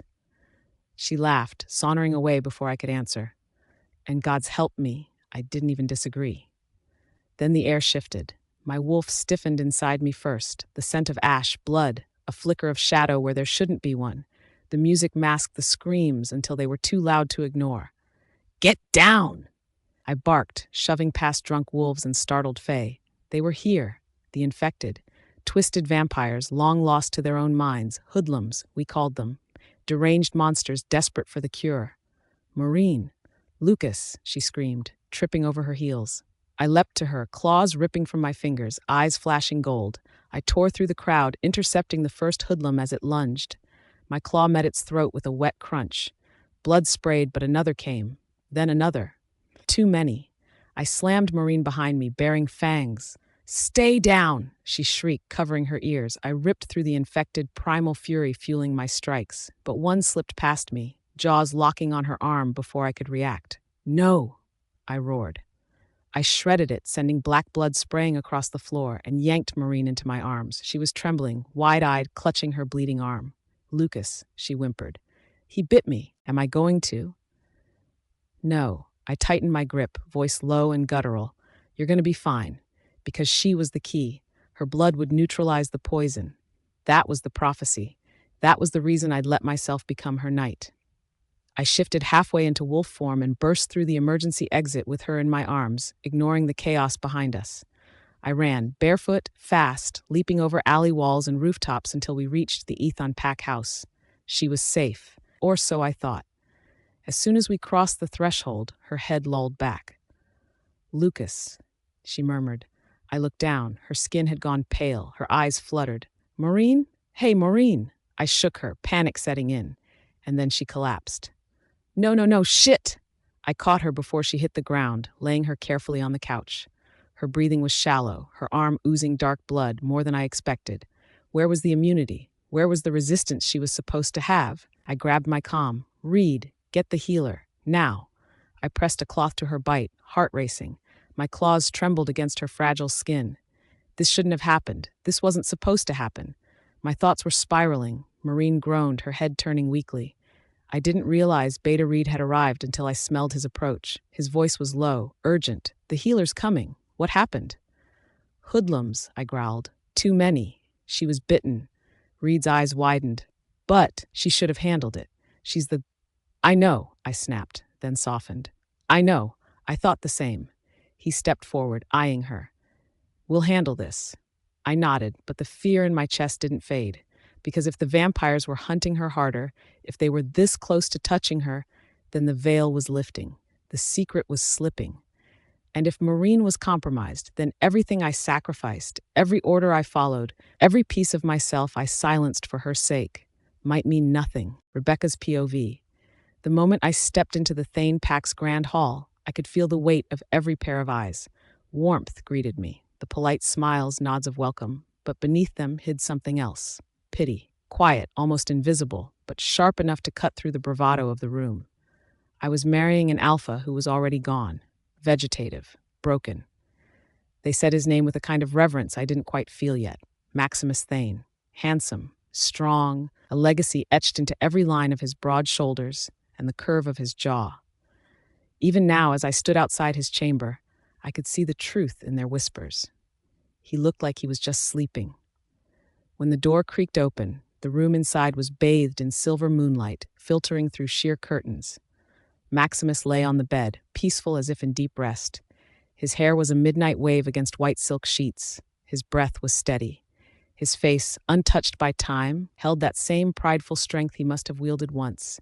But his eyes were closed. Even as he lay still, his body ravaged by poison and his soul tangled in slumber, Alpha Maximus was a vision of strength and beauty. There was a quiet power about him that no sleep could dim, his frame broad and imposing beneath the sheets, the muscles of his chest rising and falling in slow, steady breaths.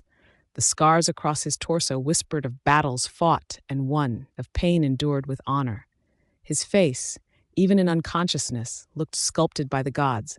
Sharp cheekbones, a strong, angular jaw shadowed with just the faintest trace of stubble, and full lips that curved ever so slightly at the edges, like he was dreaming of something better. His long lashes rested softly against his skin, and his thick, dark brows gave him a regal, brooding expression, even in rest. I swallowed hard, stepping closer. The wolf inside me stirred restlessly, a quiet howl echoing from some deep, forgotten place in my chest. I wiped the sweat from his brow with trembling hands. His skin was warm, too warm, and for reasons I couldn't explain, my heart beat faster. Why? I shook off the confusion and continued, gently washing his face and shoulders, doing everything I could to care for a man who was no longer truly there. "Miss," a soft voice whispered behind me. I turned, startled. It was one of the Omegas, small, quiet, eyes flickering with something like concern. "You should rest. It's late. I want to stay with him," I said quietly. The Omega shook her head gently. "It's not safe. Not tonight. You need to leave this room before midnight. They will take you out if you don't." I blinked, not understanding. "Please," she said, voice low and urgent. "It's for your own good. You can't be here when the moon is high. The pack has rules." The words felt like chains tightening around me. I nodded, still stunned, and let the Omegas guide me out. The hall outside was dim, lit only by scattered lanterns. My footsteps echoed hollowly on the stone floors. "Why?" I asked one of the Omegas gently. She glanced at me, but didn't answer. I was left alone in my chambers, but sleep didn't come. I lay on the bed, the scent of Maximus lingering on my skin like a ghost. The wolf in me stirred again, louder this time. A solitary howl rolled through the night, breaking the silence. I didn't know why, but it felt like a call, an aching cry that pulled at the edges of my soul. I closed my eyes, listening to the sound fading into the darkness, and wondered if I was truly ready for the life I had married into, Rebecca's POV. The next morning, the question nagged at me, gnawing like a wolf at a fresh bone. Why had I been barred from Maximus's room after midnight? Surely there must be a reason. Maybe an injured wolf? Or some ritual I wasn't privy to? I pressed the Omegas gently, but they were elusive, eyes flickering away, words clipped and guarded, like they were protecting some dark secret. "Is everything all right with the Alpha?" I asked one timid Omega while passing through the hall. She glanced around nervously before whispering, "It's better you don't ask too many questions, Miss Rebecca." That only made me more curious, more determined. That night, my curiosity pushed me past caution. As the clock hands converged on midnight, I slipped from my chambers, careful to avoid the patrols. The corridors were quiet, save for the faint hum of the wind outside, carrying with it the scent of pine and something I couldn't quite place, something sharp like danger. I crept toward the Alpha's room. The grand oak door stood silent and still. I slid the latch open slowly and stepped inside. Darkness swallowed the room whole, save for the silvery moonlight spilling through the window. The beam of light touched Maximus's bed like a spotlight on a stage. I could see his outline perfectly. His broad chest rose and fell in even, rhythmic breaths. The stillness was almost sacred. My footsteps echoed softly on the stone floor as I moved closer. I pulled a small stool from the corner and sat beside his bed. The air smelled faintly of lavender and wood smoke. Maximus lay there, just as peaceful as before. The veins on his hand were visible beneath the pale skin. His fingers were long, brittle almost. I reached out, hesitating only a moment before placing my hand over his. The warmth of his skin sent a shiver up my spine, but I stayed rooted to the spot. This man, I thought, is supposed to be my mate. A bitter sigh escaped me as the weight of the reality pressed down. How could I be married to someone who might never wake? The elders' warnings echoed in my mind. Why the strict rule about midnight? Why the secrecy? I sat there, watching, waiting, trying to hear some sign of life beyond the shallow breaths. Time ticked on, slow and steady. I almost stood to leave, defeated by the silence and the eerie calm, when a sudden pressure stopped me. Someone or something gripped my wrist. My breath caught, and I turned sharply. Two glowing red eyes pierced through the darkness, locking onto mine with a terrifying intensity. The room felt suddenly colder, the moonlight flickering as if disturbed. My heart thundered in my chest. A primal instinct surged up. The wolf inside me snarled, ready to defend, ready to run. What? I thought. My voice was a whisper, but firm. The red eyes blinked once, then spoke, voice low and rough like gravel scraping over stone. Curious little wolf, aren't you? Rebecca's POV. It was him, Alpha Maximus, awake. His eyes snapped open like twin flames in the dark. His fangs were bared, sharp and gleaming under the moonlight, and his gaze fixed on me with raw, killing intent. My breath caught. For a heartbeat, I was frozen, caught in his feral glare. Then, just as suddenly, his grip on the bedpost slackened. His eyes flickered, wild, confused, before he let go and slumped back against the pillows. I stumbled, weak-kneed, nearly collapsing onto the cold floor. The shock hit me like a blow. He's awake? But how? I had believed the poison had trapped him in endless sleep, like a living death. I pressed my hands to my trembling legs, trying to steady myself. My mind spun. What was happening to him? Was this why I wasn't allowed past midnight? Was this why the Omegas ushered me out, so hurried and fearful? Before I could gather my thoughts, Maximus clutched his head. His fingers dug into his temples as if trying to hold himself together. He looked broken, hurt, but there was something else too, something darker, more desperate. A fierce, hungry thirst flickered in his eyes, and his jaw tensed as if fighting some internal battle. My heart slammed against my ribs. A primal fear surged through me. The wolf inside me growled softly, warning. I took a step back. Alpha? My voice barely a whisper. He didn't answer. His gaze darkened, flickering to the shadows around the room as if battling an unseen force. Save me. Then suddenly he rose with a sharp grunt, teeth bared again, eyes blazing red. His movement was jerky, like he was fighting against himself. Maximus! I cried out, but he only snarled, his breath ragged. The wildness in him terrified me. I could smell the vampire poison, bitter, corrupting, mixed with the raw wolf scent of pain and rage. My instincts screamed, run. I scrambled backward, fear drowning everything else. My hands fumbled for the door, my legs shaking uncontrollably. I bolted out of the room and slammed the door behind me, locking it quickly. My back pressed against the cold wood as I slid down to the floor. I held my breath, every muscle tense. What had I just seen? Was Maximus losing himself to the poison? And why did he wake up? How? My mind raced, trying to make sense of the chaos inside me. I had known something was wrong, something dark lurking beneath the surface of this pack's power. But this was different. I sank onto the floor, pulling my knees to my chest. Why hadn't they told me? The pack elders had been so secretive. Had they known this could happen? Or were they hiding it to protect me or themselves? The silence pressed in until it was shattered by a howl, loud, desperate, and raw. It cut through the night like a blade, jagged and full of pain. I shivered, even though my heart pounded wildly in my chest. The howl was not just a cry. It was a scream of something trapped, something fierce and lost. My wolf stirred violently, ached with a strange mix of terror and longing.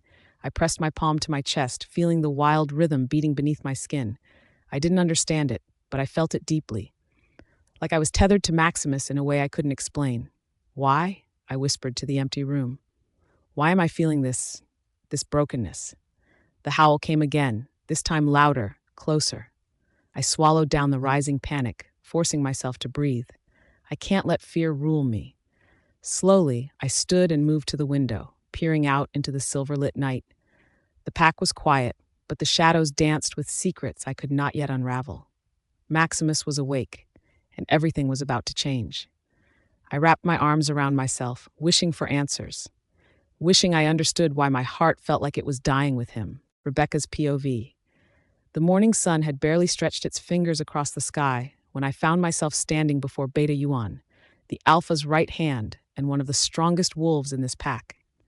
His presence alone carried weight, his eyes sharp and wary as I prepared to ask the questions that had been gnawing at me since last night. I could feel my heart pounding beneath my chest, like a war drum demanding courage. Beta Yuan, I began, trying to keep my voice steady. I need to know what's really going on with Alpha Maximus. Please, tell me everything. I went to his room last night, and he stared at me for a long moment, as if weighing my worthiness. Then, with a slow nod, he motioned me to follow him to a quiet corner of the pack hall. I swallowed the lump in my throat and said softly, I went into Alpha Maximus's room last night, at midnight. The words tasted like poison on my tongue. Beta Yuan's brows knit in a frown, his eyes hardening. That was reckless, Rebecca. You know the rules. I nodded, feeling a flush of shame and defiance all at once. I had to. I couldn't stop wondering. I needed to see for myself. He sighed heavily, running a hand through his graying hair.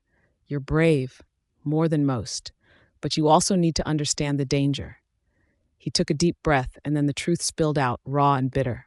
Alpha Maximus wakes at midnight when the moon is at its peak, Beta Yuan said, his voice low. But it is not the man who wakes, it's his wolf, his alpha wolf. My breath caught. I had sensed this before, some shadow inside Maximus, wild and fierce, but hearing it from Beta Yuan made it real. The poison from the vampire hoodlums, it destroyed his human body's ability to fight back. His mind is trapped in that endless sleep, but the wolf, the primal force inside him, refuses to surrender. He looked at me with grim eyes. The wolf survives the poison, but the man suffers. The headaches, the pain, it's unbearable. It has been for a long time. I clenched my fists. And the wolf, is it dangerous? Beta Yuan shook his head slowly. To those without ill intent, no. The alpha wolf does not harm his pack, but to enemies, he is a force of destruction. I thought about the red eyes I'd seen, the feral growls, the overwhelming hunger. Last night he looked so lost, and yet so alive. Yes, Beta Yuan admitted. He is unstable, struggling to control what little power remains. My mind reeled. I had feared Maximus was gone, that his presence was a shadow, nothing more. But now, I realized he was trapped in a battle far greater than anyone had told me. I swallowed hard. What happened after? When he woke up? Beta Yuan's gaze softened. Did you stay with him? I nodded. I did, but only for a while. I don't know why, but my heart pulled me there to be near him. My wolf, she was happy. A small smile flickered on his lips. The wolf can sense the connection even when the body is broken. Maybe your wolf pitied him. I felt heat rise in my cheeks, but the truth was undeniable. I had felt it too, the strange pull toward this broken alpha. What did you say to him? Beta Yuan asked, his voice curious. I sighed, the memory sharp in my mind. At first, I was scared. His eyes were glowing red like gems of fire. So I run away. It's a natural reaction. You must be scared. Did he say something? Beta Yuan's eyes glimmered with interest. I nodded. He whispered, saying I was a little too curious. Beta Yuan's expression darkened. Those moments are rare, fleeting. Usually he can't even speak a word. But then, I continued, my voice softer now, he reached for my hand. The way his fingers touched me, so gentle, despite the strength beneath, it made my skin tingle. I looked away, cheeks flaming with the memory. He looked unstable, but he seemed normal. Beta Yuan studied me carefully. That's rare. Did you do something? I shook my head. No, I told you I was scared. I don't remember doing something worth to mention. The room felt heavier, filled with unspoken words, but then I finally had the courage to say what I heard. But before running away, as he suffered, he whispered one thing. Save me. The words hung between us like a fragile promise. I closed my eyes, feeling the weight of them settle in my chest. The alpha, trapped in a prison of flesh and venom, reaching out in the dark for a savior. He asked me to save him, I whispered painfully again, more to myself than anyone else. Beta Yuan's gaze was steady. You may be the only one who can. A rush of emotions swelled inside me. Fear, hope, determination. The path ahead was shadowed and uncertain, but for the first time I felt the fire of purpose. As I left the hall, my steps lighter but my heart heavy, I knew the pack's fate and mine were tied to that broken alpha, Lucas's POV. Since Maureen collapsed after the vampire hoodlum attack at that damned bar, confusion had wrapped itself around me like a suffocating shroud. I sat on the edge of my bed, staring out the window where the pear blossom tree stood, its delicate petals fluttering in the cold night breeze. That tree had been the scene of so many memories, so many promises made and broken, and now it haunted me again. Maureen, the key, the cure. I rubbed my temples, trying to make sense of it all. Why? I muttered under my breath, voice rough with frustration. Why did she get infected if she's supposed to be the cure? Beta Reed had been pacing the room for the past hour, no doubt just as restless as I was. Alpha, he said finally, breaking the silence. We need to watch her carefully. The infection might be hiding, but it's there. I nodded, not trusting myself to say more. I'd left Reed in charge of guarding Maureen in the shadows while I went back to Sylvana Pack, desperate for answers. Answers that seemed to slip through my fingers like sand. The elders had been tight-lipped as always, but I pushed harder until they brought the seer to me. The old woman arrived that night, draped in black robes that fluttered like raven wings. Her eyes, cloudy yet piercing, fixed on me without a word at first. Finally, she spoke, voice rasping like dry leaves. The vampire hoodlums multiply with desperation. They seek the key, the cure hidden in the life essence of your fated mate. My jaw clenched. My fated mate, I repeated, tasting the words. She nodded slowly. But the she-wolf cannot feel the bond. The key hides herself, for she carries the fate of many on her shoulders. I wanted to argue, to say I knew who she was, Maureen, beneath the fragile surface, but doubt crept in, cold and sharp. If Maureen was the key, why did the infection claim her? Why was she so weak, collapsing like that? That question consumed me. When the seer finished repeating the premonition, she gave me a warning. The key can meet you in the place where the pear blossoms fall, under the tree where fate first called you together. That tree. And fuck it, she already told me about the same premonition years ago. Why was she repeating it now as if I didn't memorize it myself? I knew that tree well, better than anyone, and I knew Maureen was there once waiting, but somehow something didn't sit right. Back in my room, the weight of it all pressed down on me like a mountain. I paced the floor, fists clenched, trying to push away the doubt that was poisoning my heart. Could it be possible that Maureen wasn't the key, that she wasn't my fated mate? The thought stabbed at me like a sharpened fang. That night, when sleep finally claimed me, I was pulled into a dream so vivid it felt more real than the world I knew. I was a boy again, no older than 12, standing beneath that same pear blossom tree. The petals drifted down like snow, each one catching the light like tiny stars. The air smelled of spring and fresh earth. And then I saw her, a girl in a pink dress, her laughter bright and clear as she jumped around with a small white rabbit. She was beautiful in that innocent, untouched way only children can be. She didn't notice me at first, too lost in her play. But then I stepped closer. She turned slowly, and my breath hitched in my throat. It wasn't Maureen. It was Rebecca. Her eyes caught mine, deep pools of stormy gray that seemed to see through me, through the years and the lies. For a moment, time stood still. "Hi," she whispered, her voice like a song I hadn't heard in years but never forgotten. I wanted to reach out, to touch her, but something held me back. Shadows curled at the edges of the dream, dark and whispering warnings. "Why are you here?" I asked, voice trembling with confusion. She smiled softly, the kind of smile that both healed and hurt. "You've been looking for me all this time," she said, "but you never knew." The petals swirled faster now, blurring the edges of the dream. "Who is the key?" I demanded, desperation rising in my chest. Rebecca's eyes held mine, steady and knowing, and then she was gone, swallowed by the falling petals. I jolted awake, sweat slick on my skin, heart pounding like a war drum. The room was dark and silent, but the questions screamed louder than ever. Rebecca's POV. The wedding was fast approaching, each day closing in like the tightening jaws of a trap. The whole pack buzzed with preparation, but for me, every second felt heavy, like I was walking on a knife's edge between duty and something deeper I didn't fully understand yet. Every midnight since I arrived at the Thane Pack house, I found myself slipping quietly into Alpha Maximus's room. No one knew where I went in those dark hours. Omega's careful not to question the rituals of the Alphas, but I felt drawn there by something beyond reason. The room was always dim, bathed only in the soft glow of moonlight filtering through heavy curtains. Maximus lay on his bed like a sleeping giant, his handsome features peaceful but marred by the faintest shadow of pain that never seemed to leave him. But at midnight, his eyes would snap open, red and sharp as rubies, and though at first he looked like a threat, those moments changed the way I understood him. "You can save me," he said one night, voice low and raw with exhaustion. His hand reached out, trembling, to grasp mine. "When you're near, the pain, it lessens, but I don't know why." His honesty struck me harder than I expected. Here was a man, or wolf, broken and trapped inside his own body, reaching out in the dark for anything that could keep him from slipping away. I swallowed the lump in my throat. "I don't know why either," I admitted, voice barely above a whisper. "But I'll be here, every night." Night after night, I returned, sitting by his side, speaking softly, sharing stories, trying to learn the man behind the curse. I hoped somehow my presence could ease what haunted him. Then one night, as I quietly stepped out of his room just before dawn, Beta Yuan caught me. He had already warned me not to do it again because he said it's dangerous, but I was too hard-headed.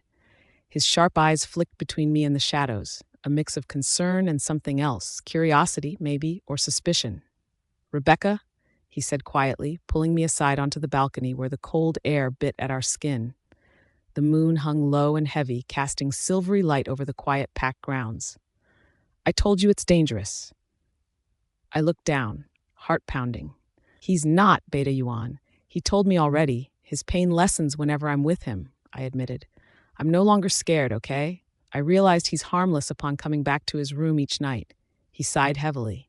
"You're stubborn." I mirrored his sigh, feeling the weight of his gaze. "I can reduce his pain. Whenever I'm near, it's like the ache inside him softens. That's why I keep coming back." Beta Yuan was silent for a long moment, eyes fixed on the moonlit horizon. Then he looked at me, his expression unreadable. "That's unusual. Are you sure he's not just pretending to be fine?" I shrugged, trying to seem casual, but inside I felt like my chest would burst. "No, and I don't know why. Or maybe there's another reason why I still don't know about." He finally broke into a small, thoughtful smile. "I can't stop you from visiting him, can I? Just make sure you're safe." "I don't want to be afraid of my own future husband," I said, surprising myself with the truth. "I want to face what's coming, with him." There was a pause, and then I took a breath, the courage rising in me like wildfire. "Beta Yuan, I want our wedding to be at midnight." His eyes widened slightly, clearly taken aback by the request. "Maximus will be awake then," I explained, "and I want him to remember it, to be part of it, even if he's in pain." Beta Yuan hesitated, but I saw the kindness in his gaze soften. "That can be arranged," he said quietly. "I'll make sure it happens." The days that followed felt surreal. The pack rallied, every corner bursting with excitement and tension. I helped where I could, though my mind was tangled in worries and hopes. Would Maximus truly be awake? Would he remember me even though it was his alpha wolf I was talking with every night? Rebecca's POV. The air in Maximus's room was thick with a tension I could almost taste, a mix of anticipation, fear, and something deeper, unspoken. Only a handful of us were there. The elders who knew the truth behind the Alpha's secret about waking up at midnight, Beta Yuan, and me. The others were kept away. It was a private moment, a fragile thread of hope we all dared to hold on to. Outside, the moon hung high, casting pale silver light through the curtains. It was almost midnight, the hour when everything shifted, when Maximus's wolf would rise and maybe he'd awaken fully, just enough to take this next step with me. I sat quietly on the edge of a heavy wooden chair, my hands clasped tightly in my lap. My wolf was restless, heart pounding in my chest like the drums of war. Every nerve was alert.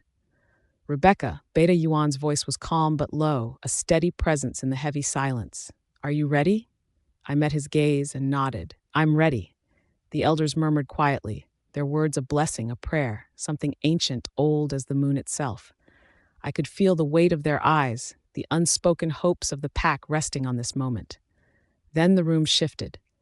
Maximus's eyelids fluttered, trembling at first, then slowly opened to reveal those fierce, fiery red eyes, the eyes of an alpha wolf that refused to be extinguished. Our gazes locked instantly, and the world outside that small room seemed to vanish. I could see the pain etched deep in those eyes, but also a flicker of recognition, of something that said, "You're here." "Rebecca," his voice was rough, as if scraping through years of silence. "You came." I swallowed the lump in my throat. I promised I would. He tried to smile, but the effort was clear. "I don't know how much longer I'll last, but I want this. I want us." Tears stung the corners of my eyes, but I blinked them back. "Me too." Beta Yuan stepped forward, his voice carrying the weight of tradition. "The bond between alpha and mate is sacred. Now you will seal it with a kiss and mark one another as packmates for life." My heart hammered as Maximus reached for me, his hand warm and surprisingly steady against my cheek. The heat of his skin sent a jolt through me, wolf to wolf, soul to soul. Our lips met softly at first, a tentative touch in the quiet room. But then the kiss deepened, fierce and hungry, like we were trying to pour years of loneliness and longing into that single moment. I could feel his wolf stirring inside him, wild and hungry, desperate to reclaim what was rightfully his. When we finally parted, breathless, he leaned closer and bit gently into my neck, the sacred mark, a promise sealed in blood and spirit. I returned the gesture, biting into his shoulder. The sharp sting ignited something primal inside us both. But then, as I pulled away, a sudden cough shook him violently. His body convulsed, and a flash of bright red stained the sheets beneath us. "Maximus!" I cried, panic crashing through my veins. He gasped, blood trembling on his lips. It's nothing," he insisted weakly, but I could see the truth in his eyes. The poison was still there, clawing at him from inside. Beta Yuan moved quickly, stepping to his side, pressing a hand over Maximus's chest, murmuring words of comfort and command to the alpha's wolf. I held Maximus's hand tightly, my wolf howling inside me, aching to fight whatever was tearing him apart. "You're stronger than this," I whispered fiercely. "Please."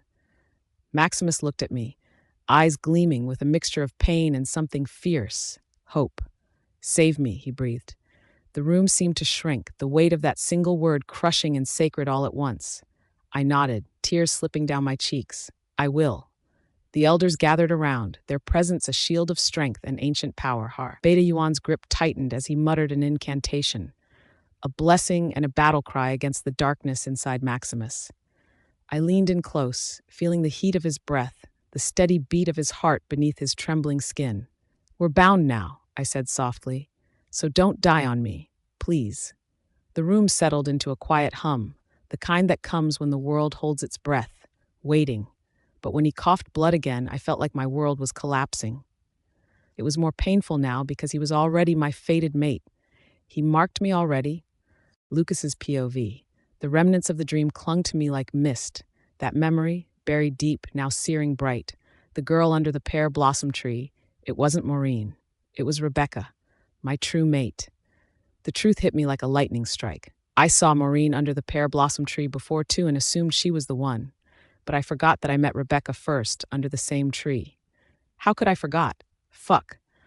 For years, I'd been chasing shadows, protecting a woman who wasn't the key, not my fated mate.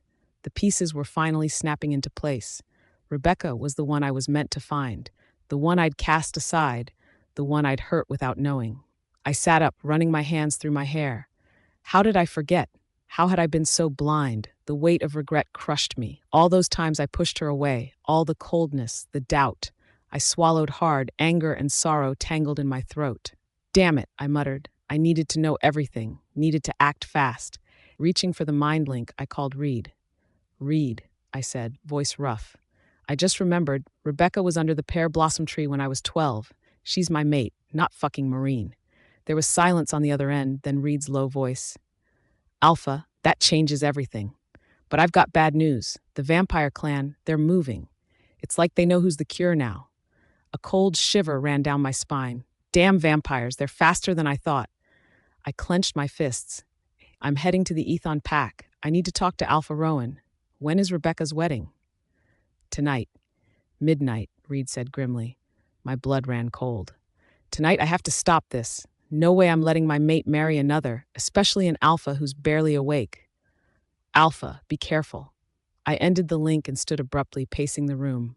Everything felt like a storm, swirling and out of control. I pulled on my clothes and headed out into the cold night. The moon was just beginning its climb, casting silver light over the land. I could feel the wolf rising inside me. Fierce, relentless. I didn't hesitate, I shifted. The familiar rush of fur, muscle, and strength flooding through me. My senses sharpened. The cool night air filled my lungs, every scent and sound magnified. The Thane pack was miles away, but nothing could stop me. I sprinted through the woods, powerful limbs pounding the earth. Thoughts tore through my mind like wildfire. Rebecca, my fated mate, how did I lose you? I should have protected you, not ignored you. I won't lose you again. Not to anyone.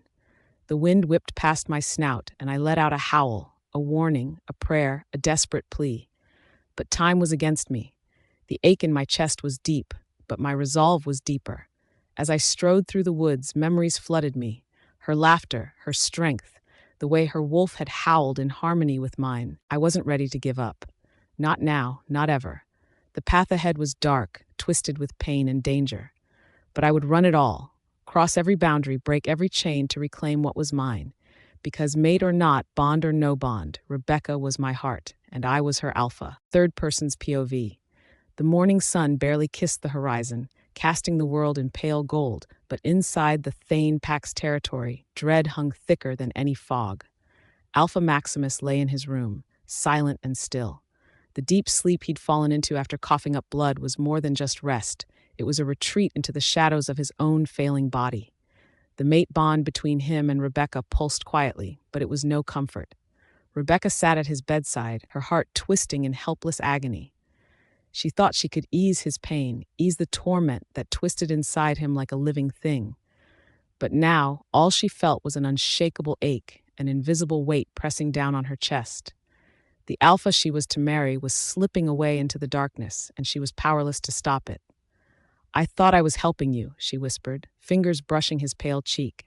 "But maybe I was wrong." The air was still, heavy with unspoken fears. Suddenly, the howl of alarm ripped through the pack lands, sharp, urgent, impossible to ignore. Wolves erupted from their dens and houses, muscles rippling beneath thick fur as they shifted into their wolf forms, eyes glowing with raw instinct. At the boundary of their territory, under the dim light of dawn, an eerie sight awaited. Pale figures emerged from the shadows, the vampire king and his clan. Their skin was ghostly white, lips stained crimson, and eyes burned with a ruthless hunger that chilled even the bravest hearts.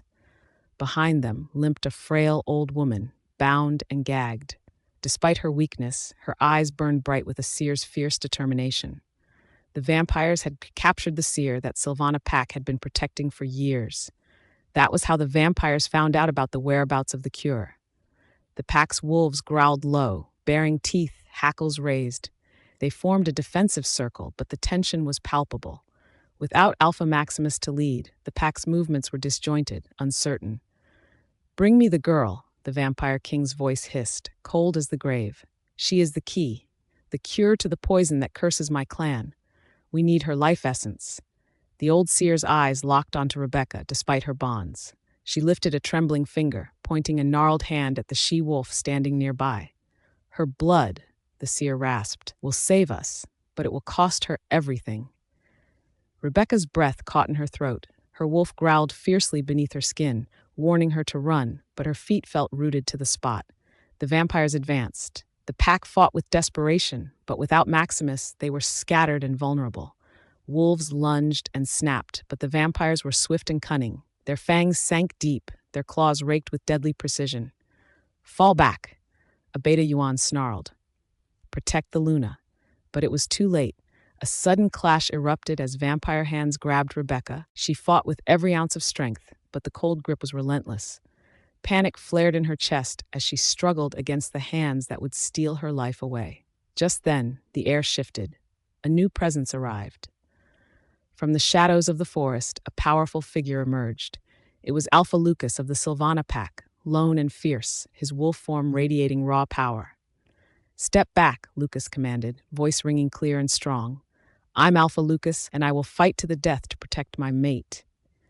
The vampires snarled, eyes narrowing. They'd heard of the Sylvana Alpha's strength, but he stood alone against their numbers. "I'll take you all on," Lucas growled, muscles coiled to strike. Lucas was there to get back Rebecca, but it seemed like the vampires arrived first. And the most terrifying thing was the fact that he could no longer feel the supposedly mate bond they oathed to have. He was no longer Rebecca's mate. She was married and mated, and he was too late. The battle reignited with renewed ferocity. Lucas tore through vampire ranks with brutal precision, claws raking and jaws snapping. But his strength alone was not enough. The vampires were too many, too coordinated. Despite his valiant efforts, they overpowered him. With a final, desperate push, the vampires seized Rebecca once more, dragging her away into the darkening woods. Lucas growled, furious and frustrated, his breath ragged. "No, this isn't over." The pack's howls echoed through the trees, a chorus of pain, fury, and desperate hope. Rebecca's wolf snarled within her, fierce and wild, promising that she would fight with every shred of strength to survive. But as she was pulled deeper into enemy hands, helplessness clawed at her soul. Above, the dawn broke fully, but the day brought no light to Thane Pack, only shadows and the distant promise of war, Rebecca's POV. When I finally blinked open my eyes, the world was a muted blur of dim light and shadows. My head throbbed with a dull ache, like the echo of a distant storm. I was lying on something cold and hard, unfamiliar beneath me, and the air smelled faintly of old wood and something metallic. Slowly I sat up, only to see two pale figures watching me, their skin ghostly white, their red eyes piercing in the gloom. Vampires. Guards, by the look of them. Their posture was relaxed, almost courteous, but the faintest curl at the corners of their mouths told me they were predators beneath their calm. "Where am I?" I asked, my voice rough. "Let me go." They didn't answer, but neither did they move to harm me. Their silence spoke volumes. I was in some kind of mansion. The walls were tall and imposing, adorned with dark tapestries, and the air was thick with the scent of ancient wood and something faintly metallic. It felt like a tomb. Before I could think too much, a door opened, and they led me through long halls to a large room where the Vampire King sat surrounded by the royal clan. They were majestic and terrifying, their eyes like burning coals. "You're awake," the king said smoothly, his voice a cold velvet that pressed down on me. "We've been waiting." I felt a chill. "Why am I here? What do you want from me?" He gestured to a table set with food, a strange, rich meal, and I was forced to eat. They were polite, almost kind, but I could taste the menace beneath it all. Vampires are cunning. Kindness is a trap. After the meal, the king began to speak, his words deliberate and weighted. "The poison that infects our kind has spread through our clan, killing many. The royal bloodline itself is at risk. If the poison consumes us, our kind will fall into extinction." My heart clenched. I knew of the poison, how it could twist and kill, how it had crippled Alpha Maximus. "The seer," he continued, "has spoken. The cure lies in your blood, your life essence. You are the key." I stared at him, disbelief crashing over me. "You want to kill me? Use me like some tool?" He shook his head. "Not kill, sacrifice. One life to save many." The weight of that sentence fell over me like a shroud. One life, mine. They showed me what the poison had done. We traveled to their homes, vampire families shattered by the sickness, children left parentless, mothers and fathers ravaged, households crumbling into despair. I saw their pain, their desperation. They didn't ask me to choose. They told me it was inevitable. If I agreed to give my life, countless others would be saved, families would be healed, children would grow up with their parents by their side. My wolf stirred inside me, screaming against the idea. I wanted to run, to fight, to tear the world apart rather than accept this fate. But a deeper part of me, the part that had felt so broken and alone for so long, was numb. What was my life, really? My father, Alpha Rowan, barely looked at me, treating me like a stranger. My mother was dead, a fading memory, lost to grief. Maximus, my mate, was trapped in his poisoned body, slipping further away from me each day. What did I have left? Nothing but this hollow existence, this looming shadow of death. Tears burned behind my eyes as I stood before them in one last cold room, the air heavy with silence. "Fine," I said at last, voice barely a whisper. "Take my life." The words felt like a shattering glass inside me, but there was a strange calm beneath the despair. Maybe this was the end. Maybe this was the only way. I closed my eyes and let the tears fall freely, but my wolf still howled in defiance, not ready to surrender yet. Lucas's POV. I tore through the woods like a demon set loose from hell. The cold night air scraped across my fur as I shifted back into my human form, breathing heavily, my bare feet crunching against the frost-laced grass of Silvana's northern ridge. The ache in my chest hadn't dulled, not even a bit. My mate bond to Rebecca was gone, and the pain was worse than silver tearing through my bones. I couldn't eat, couldn't sleep, couldn't think. All I saw behind my eyes was her face, her soft, stubborn smile, her voice that used to call my name like it mattered. And I let her slip through my fingers because I was too blind, too damn stubborn to see what was right in front of me. I burst through the Silvana Pack's gates, startling the guards. Alpha Lucas, one of them called, but I ignored him and marched straight to the council den. I didn't care that it was nearly dawn, that the pack elders might be asleep. I didn't give a damn. Summon Alpha Rowan, I barked at my beta Reed the moment he met me at the threshold. Now, Reed hesitated. You sure, Alpha? After what happened? Now, I snarled, my voice laced with Alpha command. Reed gave a sharp nod and darted off to send the message. It wasn't long before Alpha Rowan arrived, flanked by two of his guards, his eyes wary but calm as always. The man reeked of disappointment and politics, but he was Rebecca's father, and right now, he was the only one who might help me fix this mess. You look like you've been through hell, Rowan said, his tone clipped. I am in hell, I answered, fists clenched. Because I lost my mate, your daughter. His jaw tightened. That was her choice. She married another. She married a dying Alpha because none of us protected her, I snapped, because I was too stupid to realize she was my fated one. But I remember now, the tree, the pear blossoms, she was the one, not Maureen, not the one I promised to protect. Rebecca was always the key. Rowan narrowed his eyes, his gaze unreadable. You say she's the cure. Yes, I said, stepping forward. You saw Maureen. You saw the bite take root in her. She's not the key. But Rebecca, she's different. She's the one the seer spoke of. And if we don't find her soon, she'll die. His silence was unnerving. For a second I thought he'd reject me, throw me out of his land. But then he sighed, long and heavy. Where do we start? My shoulders dropped. Relief hit me like a crashing wave. I've already started. I've sent word to every neighboring pack. I paid off rogues. I've tracked rumors of vampire strongholds. I'll turn this entire territory inside out if I have to. Rowan nodded. Then let's begin. And so I did. For the next few days I hunted, restless, rabid, a man possessed. I tore through vampire territory markers with no regard for alliances. I interrogated rogues and traitors. I offered gold and protection in exchange for information. I threatened, begged, and bargained.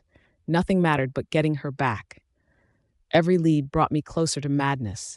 Every false trail made me want to rip out my own heart. She was out there, alone, afraid, and I wasn't with her. I remembered the way her eyes used to light up when we trained, how her wolf used to run freely beside mine in our youth, and I remembered how I'd turned away from her, again and again for Maureen, because I thought duty was stronger than fate. I was wrong. And then the news came. Reed burst into the war tent where I was poring over maps of vampire lands.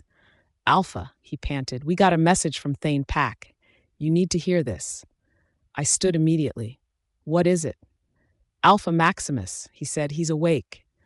I stared at him, the words not quite sinking in. What? He woke up a day after the wedding, Reed confirmed. They said he's healed from the vampire hoodlum's poison. My stomach twisted. A fresh wave of pain lanced through me, not from jealousy, but from realization. The cure worked. Rebecca really was the cure. She really gave her life essence to him, and now she was with the vampires, likely preparing to give it again. No, I muttered, stumbling back a step. No, this means she still has time. Lucas, I growled low in my throat. Get the horses, get the scouts, we move now. Alpha. We move now, I barked, baring my fangs. Reed flinched, then nodded. Yes, Alpha. As the camp burst into motion, I looked up at the sky. The stars were fading into the light of another morning, but all I could think about was the shadow hanging over Rebecca. My mate. Was my mate. And fuck, the reality of losing her for real would drive me mad. Third-person POV. The moment Alpha Maximus woke and realized his mate was gone, something primal snapped inside him. The room that once held his still, poisoned body now shook with his fury. Glass shattered. Growls reverberated from the walls. The warriors and Omegas had to clear out, leaving only Beta Yuan by his side, silent but watchful. Maximus paced like a caged beast, jaw clenched, claws extended. "She was taken while I was dying," he snarled, voice edged with thunder. "They dared to rip my mate from me while I couldn't lift a finger to stop them." Yuan didn't flinch. "The vampires are moving fast. They knew you were recovering. They took her while your strength was still returning." "They knew," Maximus muttered, eyes darkening. "Cowards. They took advantage. But I can feel her. She's alive." He closed his eyes, drawing deep into the mate bond. Faint, but still there. Fear, despair, pain. His mate was frightened, and her emotions pulsed through his blood like smoke in his lungs. But it meant she was still breathing. "I will find her," he growled, more to himself than anyone, "even if I have to burn their cursed dens to the ground." Without wasting a moment, he called for the pack to assemble. Warriors, scouts, runners. Every male wolf of age gathered in the courtyard under the rising moon. Maximus, now dressed in dark armor lined with furs, stood before them like an avenging god. His eyes swept the crowd. "We're not waiting for scouts. We're not waiting for politics. My bond with Rebecca will guide me. I can feel her pain, and I swear to you all, we will follow it until I tear her from their hands myself." The pack howled in agreement, voices rising like storm winds over the forest. Wolves began shifting, armor discarded for speed and muscle. They took formation, ready to move. But just before Maximus could give the command to charge, the air shifted. Another wave of paws thundered from the north, and a second pack emerged from the trees, Sylvana wolves. And leading them, sharp-eyed and radiating a furious storm, was Alpha Lucas. Growls rose in warning. Tension crackled like lightning. Maximus's lip curled. "Why are you here, Alpha of Sylvana?" Lucas dismounted from his wolf form, standing tall and bare-chested beneath the starlight. "I came to fight," he said simply. "This is my war," Maximus snapped. "She is my mate, my wife." Lucas didn't back down. "And she was mine first." Gasps rose from the warriors around them.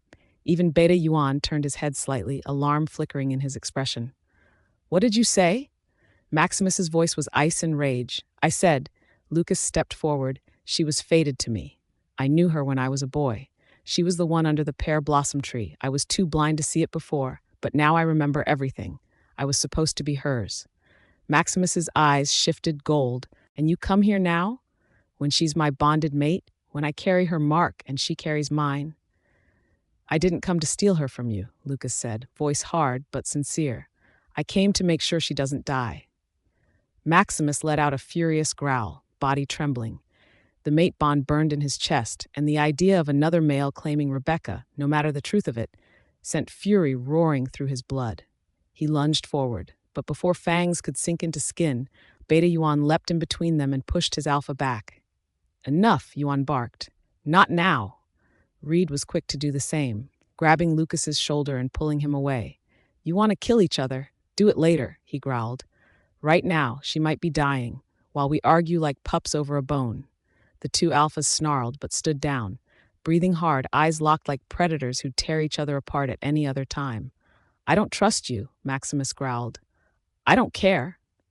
Lucas replied, "I'll follow my nose, or hers, but one way or another, I'm getting her back."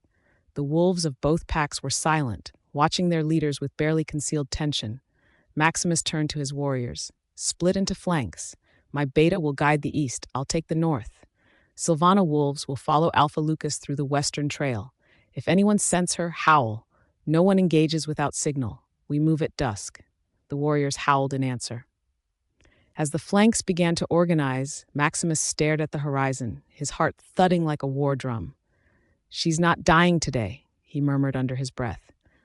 Lucas stood across from him, and though they didn't speak again, the air between them pulsed with something deadly and ancient. Two alphas, one mate, and both willing to rip the world apart for her. Third person's POV.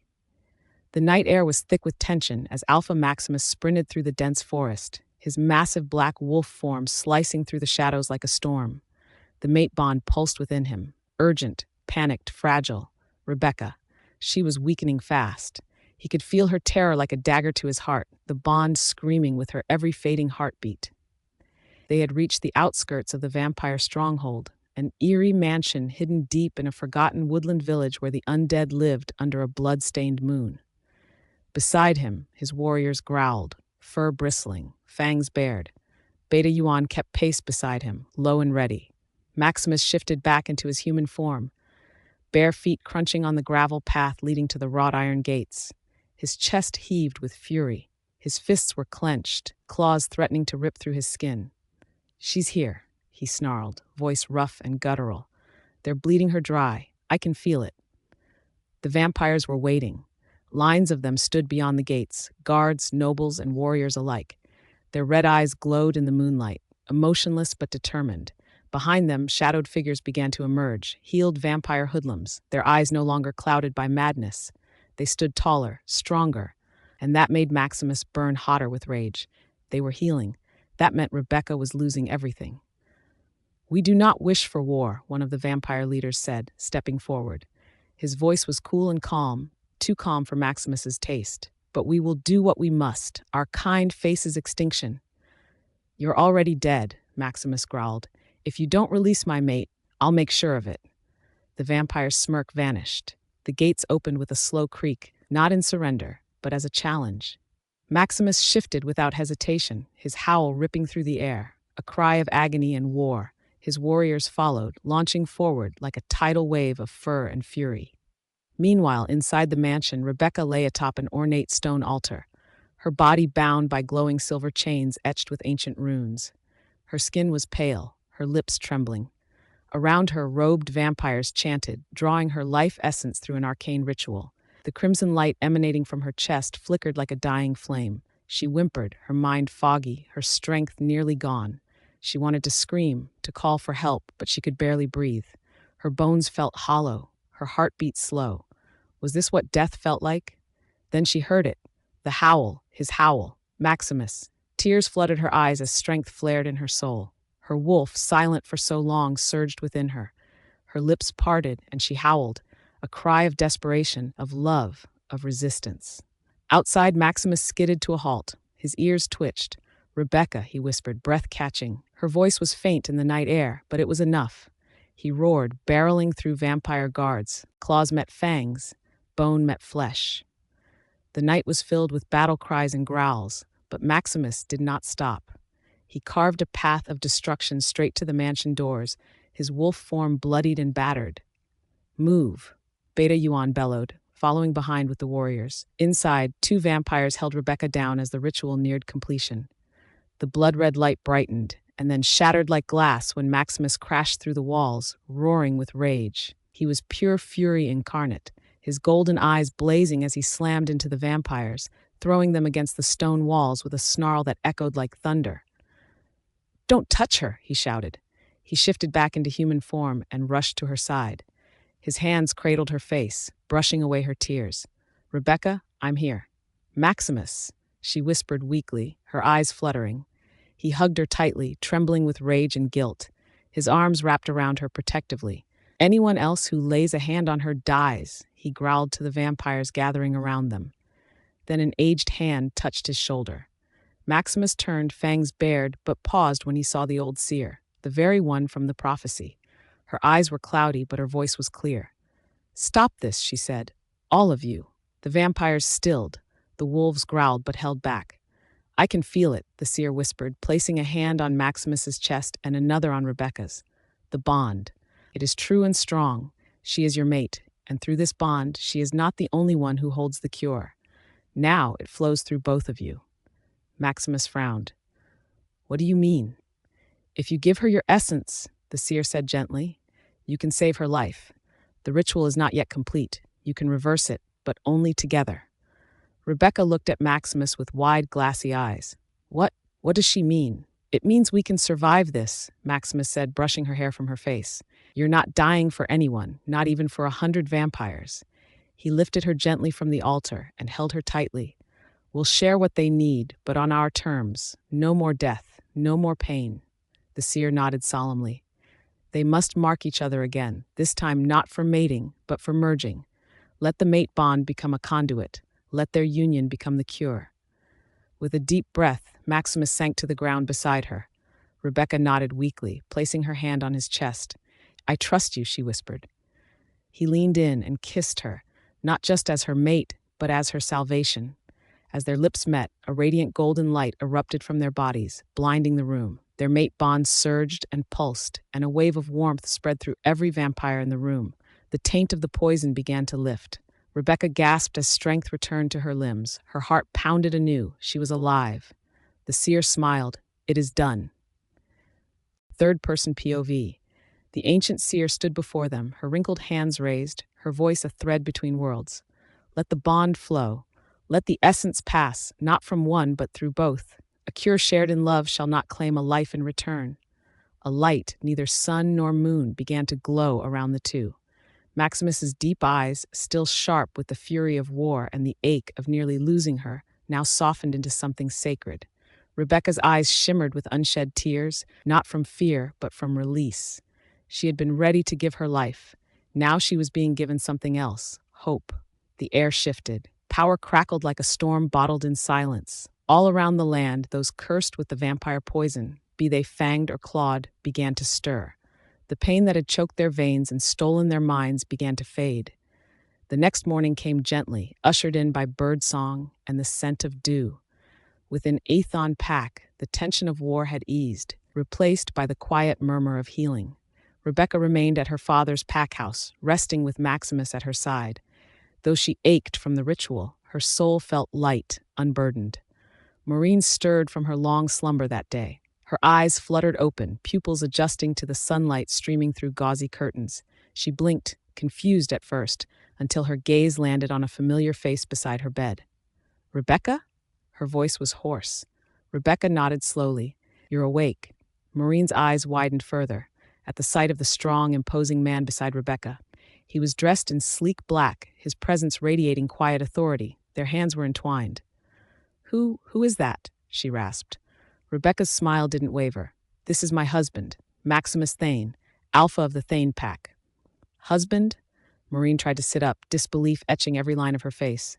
"Wait, what's happening? What did I miss? You married him? I thought he's in a vegetative state." Maximus simply dipped his head politely, but didn't let go of Rebecca's hand. "I was. She cured me." Maureen's lips parted, but no words came out. Shock and confusion warred in her gaze. The last thing she remembered was being escorted back from the bar, then everything turned to darkness. But as she rested and the memories came trickling back, she began to ask questions. Where was Lucas? Why wasn't he here? When her Omega maids came to clean the room and help her bathe, she asked again. The youngest maid, cautious and wide-eyed, finally answered, "Alpha Lucas, he's the Alpha of Sylvana Pack. He left to rescue Lady Rebecca from the vampires. He almost died trying." Maureen blinked. "Alpha? Of Sylvana?" They nodded. "Yes, milady. He rules over one of the most powerful hidden packs in the East. Very wealthy and fierce. He pretended to be a knight to protect you because he thought you were the cure. Turns out you were not." The maid filled her up with everything. The cure, the vampires, the poison, Rebecca, everything. Maureen's heart skipped, but there's only one thing that made Maureen giddy. Her lips curled upward into a smile she hadn't worn in months. "So Lucas is an alpha now, powerful and single?" One of the Omegas bit her lip nervously. "We think he still loves Lady Rebecca." Maureen waved that off. "She's married. She has her own alpha now. And besides," her eyes gleamed, "Lucas and I were close. He's probably just too noble to say it out loud. I should remind him." That very evening, Maureen summoned her father, Alpha Rowan, to her room. "I want a marriage alliance with Sylvana Pack," she announced, still pale but her voice was firm. "I want to marry into their pack." Rowan raised a brow. "Are you sure about that? It's only been days since you woke." Maureen smiled sweetly. "It's political, strengthens the Athon name. And we've always liked each other." Rowan, ever one to chase power, nodded slowly. "If Sylvana agrees, we'll arrange it." Within 2 days, golden invitations were printed and sent to every noble pack. The ceremony date was already being whispered through the territories. Maureen, adorned in silks and surrounded by a pack of doting she-wolves, paraded through the halls of Athon Pack like a queen. She had survived death. She didn't care if it was Rebecca who healed her.